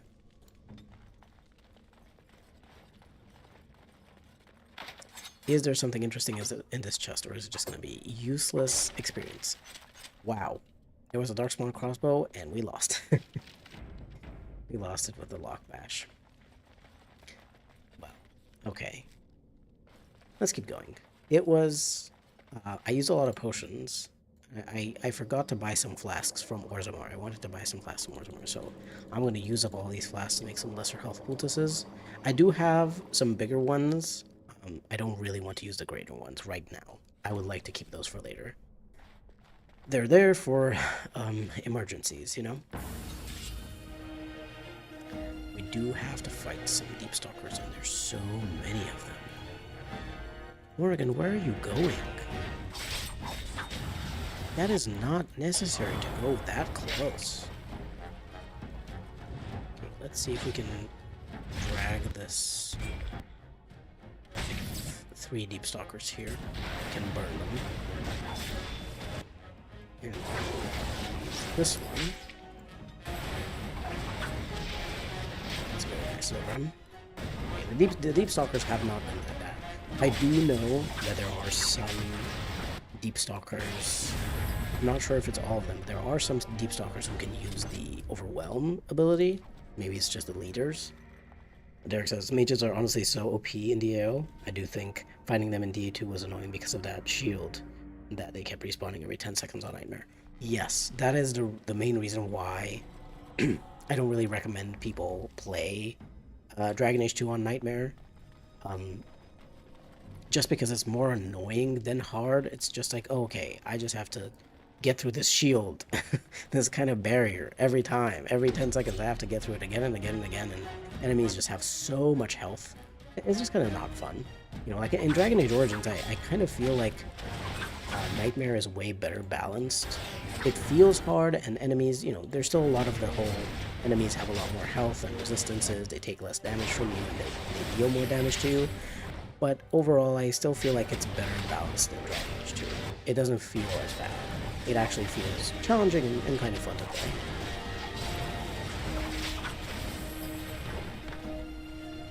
But of course, you know, balancing issues are there in a lot of games that are rushed. If you don't have a lot of time to actually test the game and check for all of these things, of course, is there something... Is there going to be something here in this little alcove? No, I don't think so. I never understood why they had this alcove, like this tunnel that leads nowhere open, and also have it lead to nothing, not even like a bit of treasure. It's kind of weird. Usually they, even if it's a dead end, they at least have something like a chest, like, you know, here in this area. Oh no, why did I bring my people in this area? No. We don't need to go there. I know, I remember it's an ambush of deep stalkers. It's not so much that it's hard, it's just like, I don't need the experience, and there's just 2 chests and a stone. Certainly not worth fighting so many deep stalkers. Okay, I have to pay a lot of attention. Because otherwise you can get lost in the deep roads. I do know that that's one of the reasons why people hate the deep roads. It's just like you're gonna get lost in these. You're gonna accidentally go back when you didn't mean to. They also drink potions and their health goes back up in DA2 Nightmare. Yeah, it's... DA2 Nightmare really feels like a nightmare, not in a good way. Really annoying for tanky enemies, yeah. Oh, the Arcane Horror in the Dragon Age 2 DLC on Nightmare was terrible.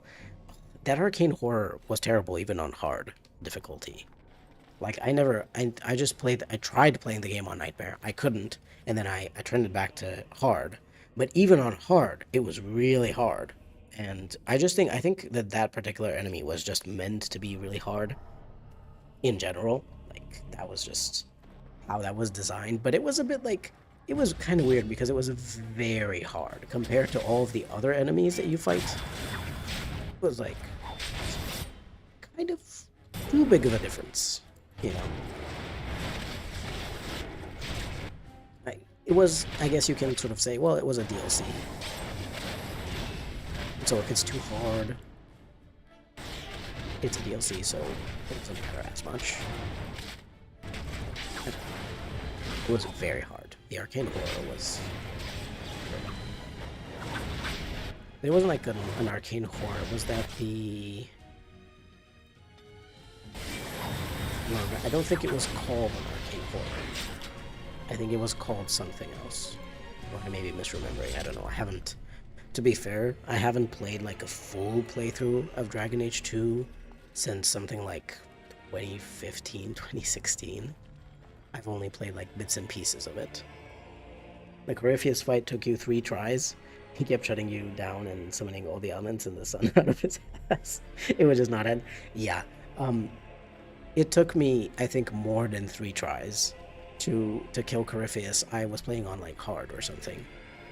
Because the problem was that he kept killing my mages, and my mages were my most powerful characters, and I had 2 mages in the party, but they were very squishy, and he kept summoning those elements and everything, and they kept dying. And the one time that it worked, all of my other characters died. The only character left alive was Anders. And somehow, with Anders, only Anders alive, I managed to beat Corypheus. I think I used up... Like, I kept pressing the potions, all the potions all the time, off cooldown. Yeah. The Corypheus fight was so hard. And then, you know, I think that was sort of one of the things that was so disappointing in Dragon Age Inquisition, that Corypheus was so easy to fight in Dragon Age Inquisition. In Dragon Age 2, he was so hard.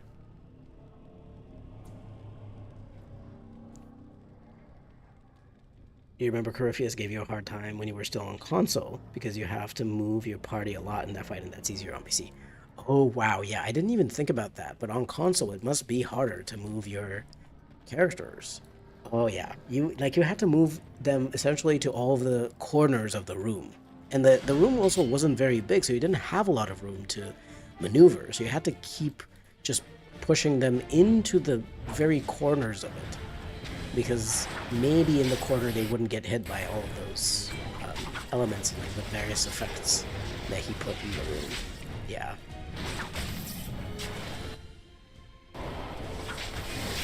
Of course, everyone just remembers the beautiful Airshot fight where you just, no matter your class, you run around those pillars until your abilities are off cooldown, until your potions are off cooldown. And you just keep doing that, and you just attack him a couple of times, and then you run around again. And I think the funniest part of that was that the first time I played, I was a mage. So I was like, oh, that makes sense. As a mage, I would not be able to just fight one-on-one against the Arashok, who has these huge-ass swords, and obviously I'm gonna have to run away from him and use these kinds of tactics. But of course, if I'm gonna play a warrior, the warrior is gonna be tanky, and I'm gonna be able to like fight the Arashok properly. And then in my next playthrough, I played as a warrior, and I realized, no, you can't. You have to run around. You have to run around those pillars because the Arashok is way too strong. Oh yeah, unless you hack his Urchik and turn him into goo with 3 hits. Yo, I saw that video and I was like, you can do that? You can just kill him so easily? I was like, how do you do that? That is, like, his Urchik has some really interesting builds. I look at some of those, you know, they're not necessarily my style of builds. I don't do the kind of super min-maxing builds, but they are very interesting to see because everyone struggles against the Arashok normally, and then it's just like some people make these builds that are just insane.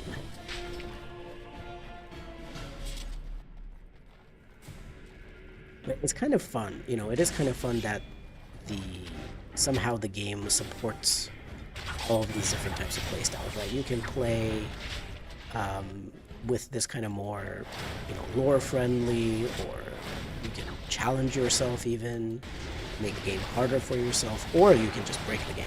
If you if you read all of the effects of all of the abilities and know how to combine them together and everything, you can just break the game. It's kind of fun. There's a lot of this variety. You mostly use Fenris on Nightmare because you were playing as a mage, and the Arashock kept trying to one-shot you. You just kept running away from him? Yeah. Yeah, because the Arashock just has that weird ability where he just like impales you on his swords, and you're like, I don't know what to do. I don't know what to do. I guess I'm just gonna get impaled. And it looks awful. It looks like you're just, everything's gonna spill out of you, you know? It looks like you should not be able to do anything after he impales you once.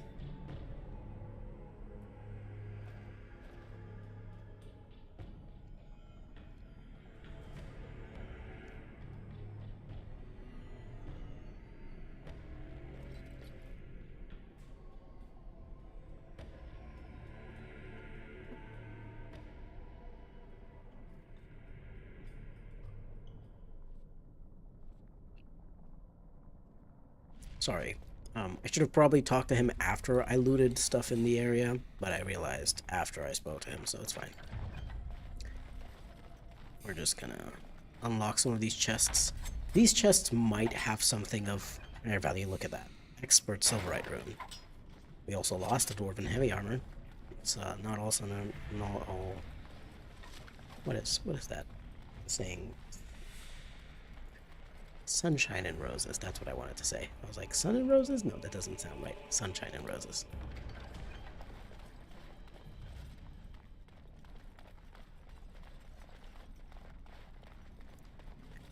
I never realized that if I streamed on YouTube, like on a platform where it's actually easier for people to find your stream, because I tried streaming some years ago on Twitch, but obviously on Twitch, unless you're... No, I don't want to fight these deep talkers. Let's just run away. On Twitch, unless you're, streaming a particular type of game, and like you have the luck of people to find you, people don't really find you. But I do appreciate kind of YouTube that it just seems like it's easier for people to randomly find you, because like I don't know, it just feels way better to stream on YouTube now.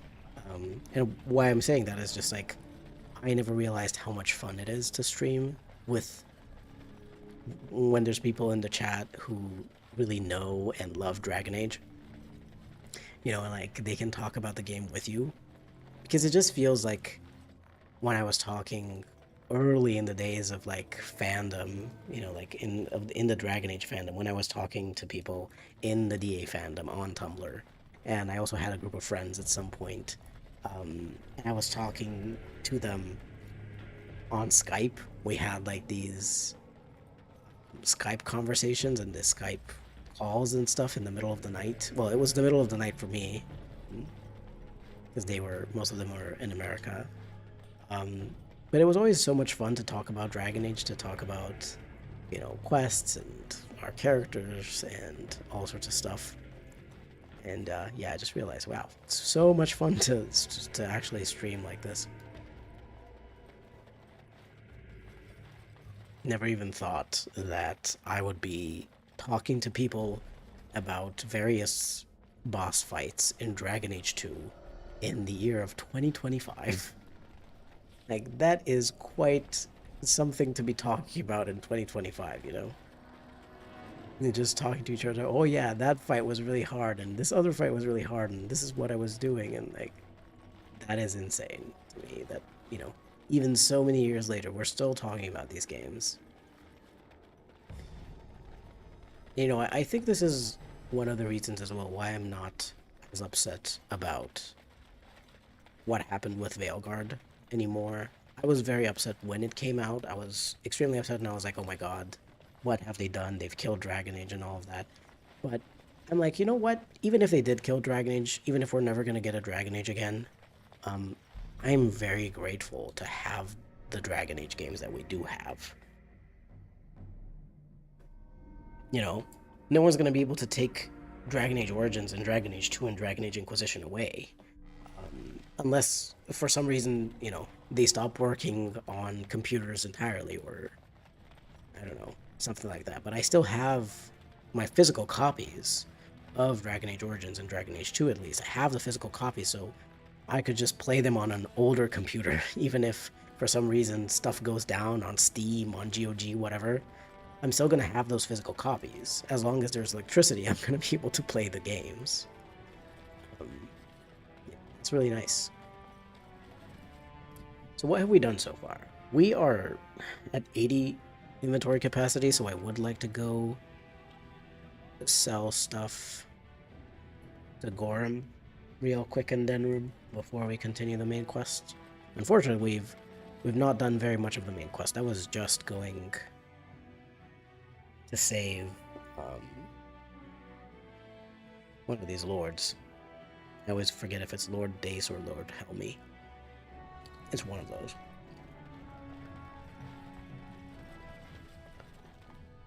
The decent one, you were gonna say you found my channel through Veilguard. I'm glad we've moved past that. Yeah, me too.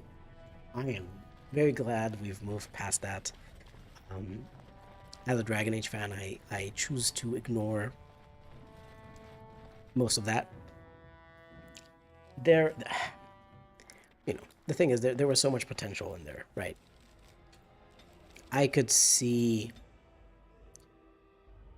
the original intent behind whatever must have happened, behind the rewrites that were probably forced onto people, onto the writers by someone in EA. I could see the original intent, and I could see how that could have been so good. But it wasn't. But, you know, I am grateful for the Dragon Ages that we do have. I'll just say that. For this original trilogy. Ooh! Look at this. Do you see this chaos on the battlefield? My characters falling over, not being able to cast spells and stuff. That is what mages bring to the table in the final battle. They're just gonna keep doing this. They're just gonna keep causing all sorts of... Even though Veilguard happened, it did remind me that Dragon Age exists, and it's a thing I enjoy, and other people did get more active as well. That is correct. That is true. That you know, people got excited again about Dragon Age leading up to Veilguard, even if a lot of people were disappointed, you know, rightfully so, about what ended up being the game. But I do think it's kind of I don't know why I healed to this point. She's just gonna cause more havoc on the battlefield. But yeah, it is true that it got people more active thinking about Dragon Age again. There were a lot of people who replayed the original trilogy, or at least part of it, in the lead up to Veilguard, because they were like, I want to remember what the game was like, you know, and you know, get hyped up for the new game and stuff like that. So even if like that, yeah, lots of people got excited again about Dragon Age and got back into it. So that is always a nice thing. And I know for sure as well, I have seen on the subreddit, on the Dragon Age, at least the Dragon Age Origins subreddit, because that's where I am. I couldn't stay on the regular Dragon Age subreddit when so many people were like so positive about the game, and I was like, I'm sorry, I'm not here to bash games. Like, I don't want to bash games. That's not what I'm about. I would love for the game to be great, but it's really not, and it just confused me why people were being so positive about it. Toxic positivity, you know? But I did see on the Dragon Age Origins subreddit that there were a lot of people who, because they heard about Veilguard, they heard about a new Dragon Age, they possibly heard for the first time about Dragon Age, and then they decided to check it out, and they played Dragon Age Inquisition, or they started with Dragon Age Origins and they really liked it, they really loved it, or there were even new people who got into Dragon Age just recently, just because they heard about stuff when Veilguard was announced and, was coming out. So that's really nice.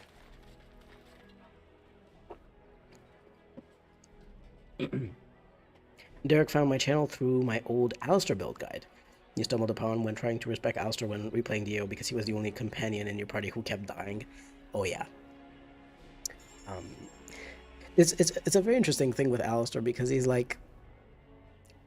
a weapon and shield tank. You would think that he is able to withstand more damage, but somehow he's not really. Somehow he's quite squishy. He does need some pretty good gear to be able to be more durable in combat. Yeah. Soul Rot coating. Open coated in Soul Rot acid deals 2 spirit damage with each hit. No. I would rather use something like Deathroot Extract because it has a chance to stun targets. In certain fights, I might also want to put this on Zevran. Anything interesting? Wow, I have a lot of gifts here. Sapphire, Topaz, Amethyst, and Malachite. Was that what dwarves liked?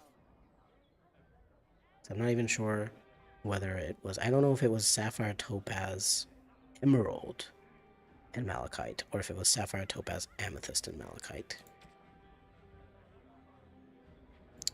This is useless, this nature resistance, and this is lightning resistance. Oh yeah, I need to get some flasks. I'm not 100% sure. I think I can get some flasks over here in the tavern. Let's just take a little look and see if the bartender has some. You just checked. It's these 4, not emerald, so it's Sapphire, Topaz, Amethyst, and Malachite. Yeah.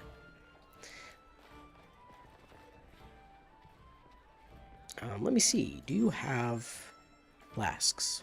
Yes, you do. Perfect. We are gonna get... I don't like to get too many, I think we're gonna get 45 of them. I don't like to get too many because it does kind of feel a bit weird for me that I can carry around so many flasks at once. So I, just for the flavor of it, I like to not have too many. I still don't know if it's really worth having any of these ranged weapons. So I'm just gonna keep... I'm gonna keep both of them, I guess. They're not that big of a deal. Okay. I do think I have some gifts, though. Let's see. Chantry Amulet I can give to Liliana. So let's just go into proper den room in the market district and give Liliana some... Gonna put anything in the party chest? I don't think so. I don't think that there's anything that I want to keep so badly that I need to put it in the party chest, and... let's get Liliana, Alistair, and the dog. I think I have a role for the dog. I don't think there's anything I want to put in the party chest. There's also basically nothing that you want to upgrade if you want to do the sort of like party chest upgrade thing, because my characters don't really have very good stats, attributes. They would not be able to... Oh yeah, I can also give this Mombari War Harness to the dog. But yeah, because my characters don't really have very good attributes, I can't really give them very much. Like, I can't really upgrade those things. Liliana, she's warm, but she might turn now into being inspired major cunning, which is this care? No, it's just warm. I'll have to talk to her. I don't want to like miss out on like her friendship or something like that. Ooh, I can give the small gold bar to Zevran. He's really picky with these things. I believe the black runestone Alistair likes. Yes. I don't know if he likes the white runestone, but I'll give it to him anyway. Yeah, he did like it, okay. I have a bunch of these books. These were things that I think Qwinn would like. We have a portrait that Sten likes. Yeah, this is just, it's gifting time.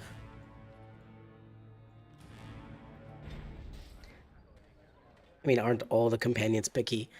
Um, well, there's, for example, Morrigan likes a lot of gifts. Like, you can give Morrigan a bunch of different necklaces and golden things and whatever, and she likes all of those pretty things, and she also has, like, um, it's also, I think, a lot easier if you talk to her to gain her approval. As long as you agree with what she says in conversations, you can gain her approval pretty easily. Zevran doesn't react as much to stuff that you do in um,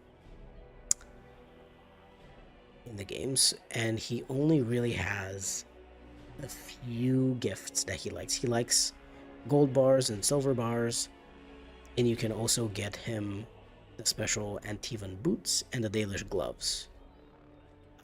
Those are the only kind of gifts that he prefers. So I do think that some companions are a little bit like, I think Sten and Zevran are maybe the pickiest because there aren't as many gifts that they prefer that are in the game that you can find. With Sten, I do think it's easier to get him to like you as long as you present yourself as a strong person, and don't back down from his challenges. He kind of respects you. I don't actually know if I want to give Morrigan this grimoire. I'm not sure if it gives you a lot of XP or anything like that. I also have these like basic gifts, but I do want to sell some of these like gifts that would have been preferred by Qwinn, just because I don't need those. Some of the jewelry is generic gifts that anyone accepts, not just Morrigan. Yes, that is probably correct. But I do know that there's, I think the golden rope necklace is something that you can find in a few different spots. You can find one at Bodan, you can find one at a different merchant. Okay, we're gonna sell this and the Rose of Orlais. It's hard to tell which jewelry is generic, yeah. Like, I think this one, the small silver ring, may be generic. These steel bracers may be generic. I don't know. Ogren is like so easy. You even if you get them this like really basic cheap ale that you buy for like 2 copper. For you, Morrigan was the easiest to get approval with, and Alistair was the hardest. Yeah, Alistair has some like really weird gifts that he prefers. Like he likes if you get him some rune stones and like a carved statuette of a woman and stuff like that. And I'm like, Alistair, what do you even, what does that mean? What are these gifts and why do you like these random things? You know? Because with Morgan, I'm like, she really likes beautiful things. She likes shiny things. She wasn't really allowed by Flemeth to have these beautiful shiny things that are kind of, useless other than for aesthetics. So it makes sense that she likes that. For Liliana, it kind of makes sense that she likes chantry related stuff because she has found purpose within the chantry. For Zevran, I'm like, okay, he's greedy because he's an assassin for hire. I don't necessarily, I think Zevran would appreciate all sorts of gifts. I don't necessarily think that he would just want you to give him literal bars of silver or gold. you know? Um, it makes sense, I think, for Shale that she really likes shiny rocks. Um, something she's fascinated with, that's fine. Sten, Why does he like paintings? I don't know. Where does he keep all of these paintings that I keep giving him? I also don't know. You know.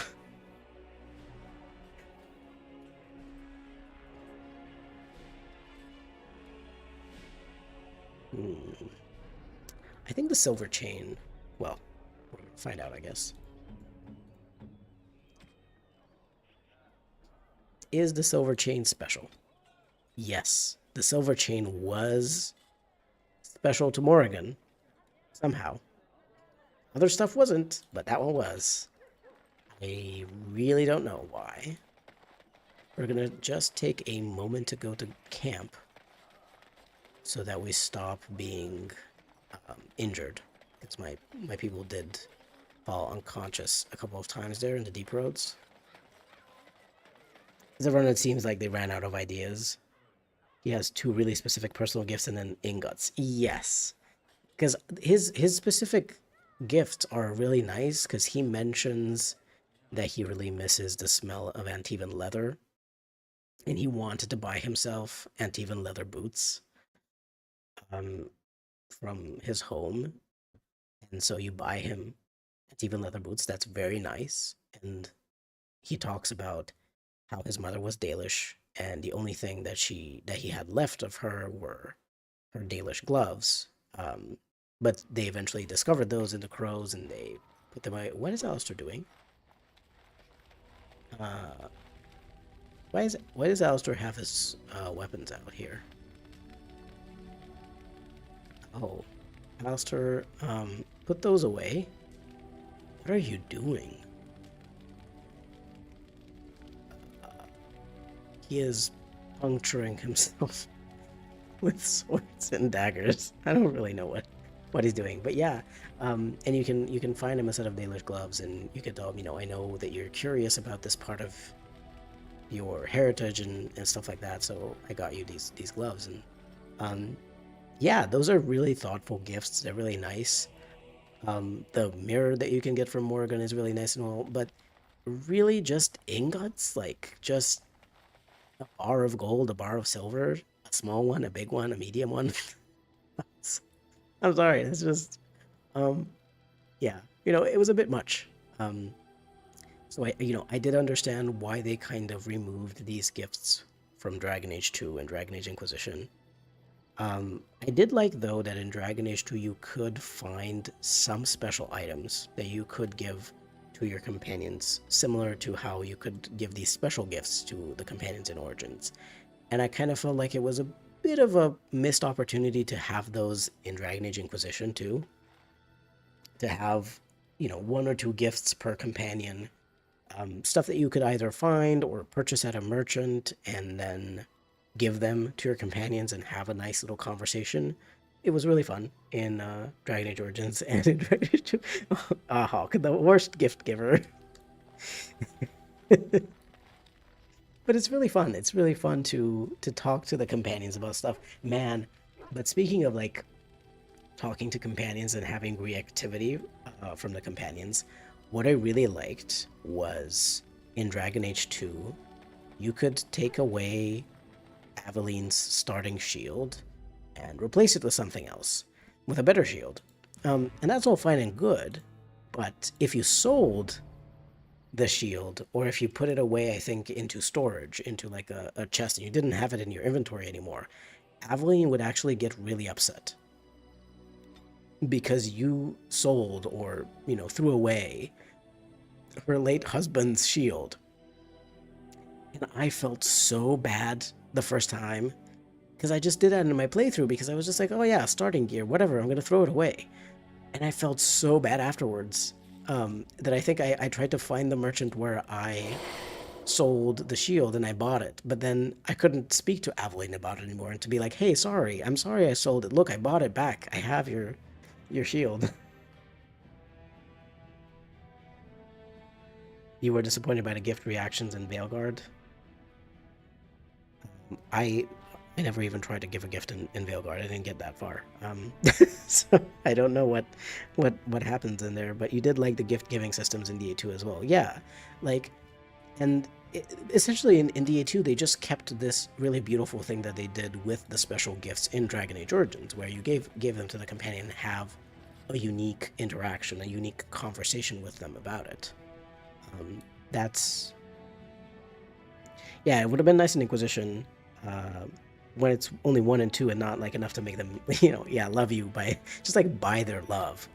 I agree. Like I think in Dragon Age Origins, I understand, it was more of one of those like classic RPGs. They wanted to give players probably a way to try to keep companions in their party, even if the companions disapproved a lot of their actions, as long as you didn't do those specific things that cause the companions to betray you and to fight you, to try to kill you. Maybe you would just want to keep them on your good side so that they don't leave the party. Although I think it's quite hard to do that. Oh, I forgot to do something. I forgot to steal from Lord Dace. He has a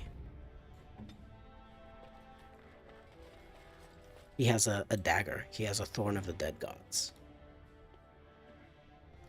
It's fine. I remembered now. So their reactions were like, cool or awesome, not a cutscene, just like a word or two after giving it to them. Oh, so it's just like the basic gifts that you can give to people in Origins. Yeah, that's really boring. Because you do kind of get certain quests if you talk to the companions, and you can do certain personal quests for them. That continued, in Dragon Age 2, and it continued in Dragon Age Inquisition as well. But I do think that the gifts were a nice touch. Just a nice little thing, especially because, like, you kind of have to go a little bit out of your way to... where do you think I'm going to find him? I think it's going to be in the Chamber of the Assembly to tell him that we did his thing. But I think it's quite nice to have these special gifts that reward you with a nice interaction. Because you kind of go out of your way to get that item for a companion, or at least that's kind of how it should be. You shouldn't just like stumble upon it. You should see it, and you should remember what your companion said, and you would be like, oh, I think my companion would really like this. And you buy it for them, or you do something to maybe win that item, to gain it, to obtain it, and then you give it to them, and you are rewarded for your effort that you're putting towards that relationship with a companion. I think that's nice.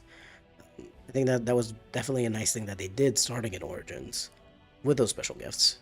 And then for some reason they were like, we're not gonna put that in Dragon Age Inquisition. I guess that would have been too many cutscenes. Maybe they didn't know. I would have just added it as a dialogue option when you speak to them in either Haven or Skyhold. And, it's just like one of the options that you get there, and you could just be like, hey, I got this for you. And then you can talk to them. I don't know. Does an Awakening also have more companion-specific gifts rather than general gifts? Yes, it does.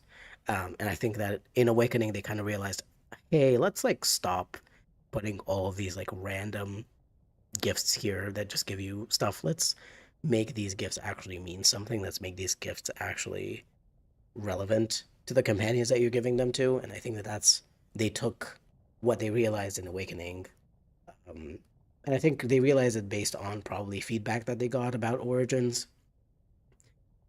They took that, they sort of added it to Awakening, but obviously within the system that they had, and then they refined it in Dragon Age 2, and then they just kind of forgot about it.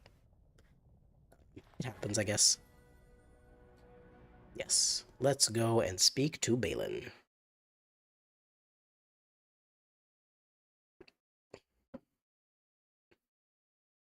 It is, though, 5 a.m. my time, so after I speak to Balin, I think this will be the end of where we're at with the challenge run, with this live stream. because I am quite tired and I need to give my cats food before I go to bed and all that. But we finished the mage quest. It wasn't that hard, other than Uldred. And with Uldred, it was fine if we had a few grenades.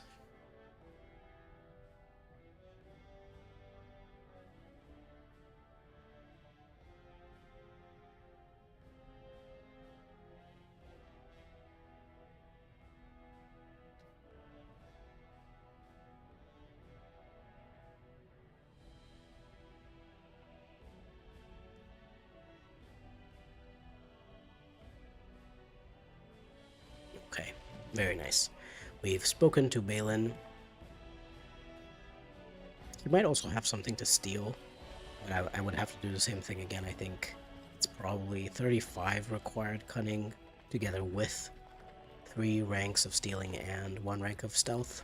But for some reason I can't change my party while I'm in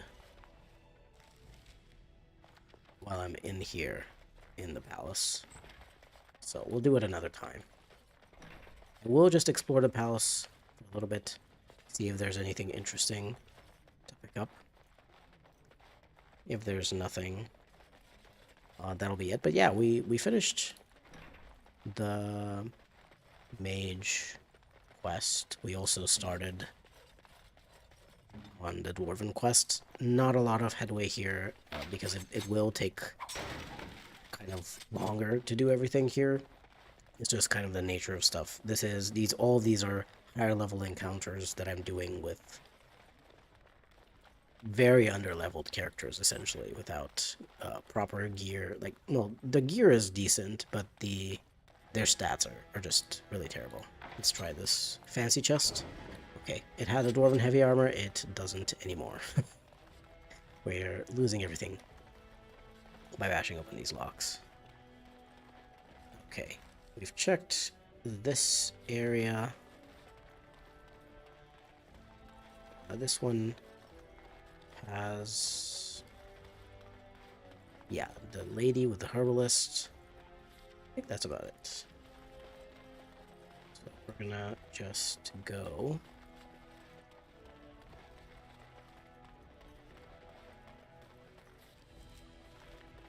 I'm wondering, should we try to kill the dragon? But right before I end the stream, I think we should try to do something fun, which is kill the dragon here. I will leave Zevran here.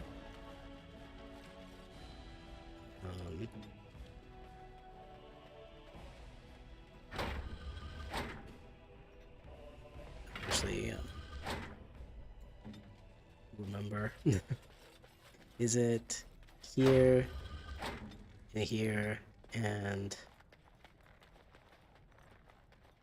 here? And then... yes, that was correct. Okay.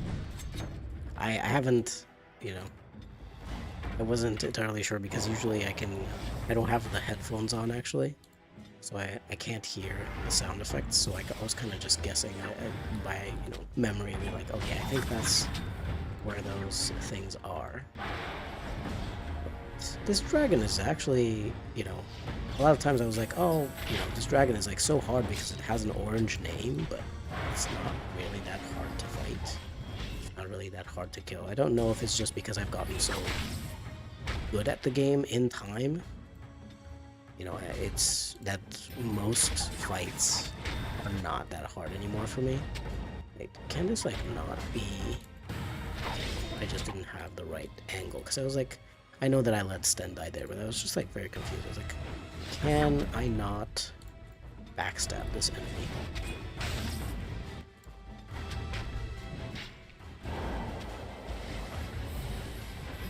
No, I don't want you to flurry, I just want you to stab the dragon. Thank you, Zevran. Zevran, I'm very good at lockpicking. Yeah, to be fair, I did respecialize him, but in the base game, in the vanilla game, he just does not have any lockpicking skill, even though he says that he does. You wonder where they got the dragon from. Did they just hatch the egg, or did they purchase it from somewhere? I believe... Hold on. Quest related. Is it quest related, or is it not quest? Hold on. Because there is lore about this. Is it a creature? I don't think it's a creature. Nope. Is it a note?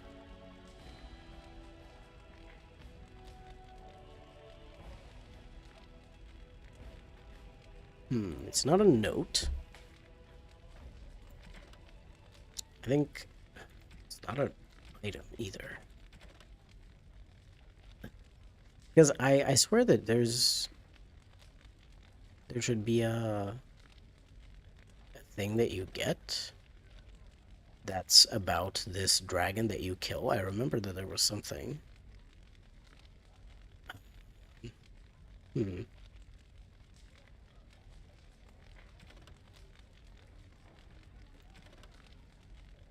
That's weird.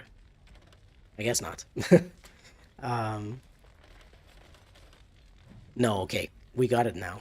I had to interact with this again. Now I can read it out to you. There is something about Caged in Stone. So the inscription is old and worn, overlooked by most as a carving detail. The beast is foreign, but the need is familiar. Home and hearth suffer beneath strength and strangeness. These new kin of this Ferelden are better as friends than strangers, so we resist on their behalf and work with their users to bind with the stone. They no longer fear their skies, and we further our trade above. Lured from above, cornered and corralled, 3 standing in position, a 4th signals the throne. Stasis for the beast, so long as a king holds the throne, so long as a king wills it held. This is an inscription from 590 Exalted. This was like 400 years ago, essentially, like 300 something years ago. I'm not entirely sure why they bound this specific dragon. This specific dragon doesn't necessarily feel super powerful or special compared to the other dragons, so I'm not entirely sure, like, what was the whole thing? Why were they binding this specific dragon? It's very cryptic. This codex entry is extremely cryptic. It's also written in a different style than a lot of the codex entries that you usually get, and like, I guess this is because it's fairly old, so people maybe spoke differently and wrote differently back then. But for some reason, they got a dragon that they lured, and they put it here, and they bound it somehow magically, but with like dwarven enchantments probably. And it says something about these new kin of this Ferelden. So there was a Ferelden person that the dwarves interacted with that were better as friends than strangers, so we resist on their behalf. We resist what on their behalf? Like, I would really love to know what this means. If someone knows something about, like, if someone can understand what this inscription is talking about, I would love to know. I would really love to know, because I have no idea. I remember that I read this before, and I was like, what does that mean? Oh my god, but hey, we didn't even have to do the entire Dwarven quest. This is actually a very nice sword. Weakens needed by Darkspawn. Double chance of death blows. Well, double chance of death blows is actually quite bad, but extra damage versus Darkspawn adds threat per hit and intimidation and some stamina regeneration in combat. It's not the best weapon. Like, I wouldn't necessarily use this for most of the game. It is good against Darkspawn though, so that's nice. I might use it for the final battle and in the deep roads, but this is a marked improvement. Actually, honestly, because it has 2 rune slots and it's quite a strong thing, I don't actually need to go through the Jarvia part of the quest. So, hey, we solved that much faster than I thought we would. We have way better gear now. So I think this is where I'm gonna end the stream, since I did solve what I wanted to solve. And we also fought what is considered to be I guess, a more difficult boss. But I never really thought that this dragon was particularly difficult. The worst part about it is just the way that the combat encounter starts with all of your characters in like different parts of the room. It's a bit weird. And with one person closest to the dragon, the one that touched the throne. But, you know. So I'm just gonna save the game here and just say that we got Sorry, it's not Usaris. What is it? Ageless. Ageless obtained. It's a good weapon. It's a good weapon. It has 2 rune slots. It's gonna be great. Certainly, the damage increase is already like, it is 4.4 points of damage extra than what we had before. More critical chance, more armor penetration, and all of these extra bonus effects. This also, to be fair, it does add plus 10 points to intimidation, because the thing about this is what it was supposed to do. It was supposed to increase hostility by both, but like also increase your intimidation. And Dain's Fixes adds this effect, which is really nice. So we might be able to intimidate characters more. Next time, when I'll stream, I'll see sometime this week for sure, and I will announce it in my posts, and I will also schedule a stream ahead of time, so you're gonna know when. But next time, I'm going to go talk to Rojek about the lyrium deal, and I think we should probably go and do the Brazilian Forest. I don't know how well I'm gonna do against the werewolves, but if anything, I think I've kind of proven that we can just use grenades if we're kind of overwhelmed by enemies. You can just chuck grenades at them, and that works. And honestly, if there isn't really much anything that I want to buy in terms of items, I could also just try to see which merchants have more grenades, and I'm just gonna buy grenades from merchants. Whoever has like shock bombs, fire bombs, whatever they've got, I might buy those. But yeah, I think I'm gonna try to tackle the elves next in the next live stream. And if that doesn't go well, like if we really need to get more gear or something, we can try to do Haven after that. But I think the elves should be doable. We'll do that next time. But anyway, thank you so much for tuning in and hanging out with me and talking to me about Dragon Age. It was so fun. Like I've laughed so much, and I've just had so much fun doing stuff. So I really enjoyed having you guys along with me here. Wishing you a good night, or a good morning, or afternoon, or whatever time it is, 5 a.m. my time here. But yeah, thank you so much.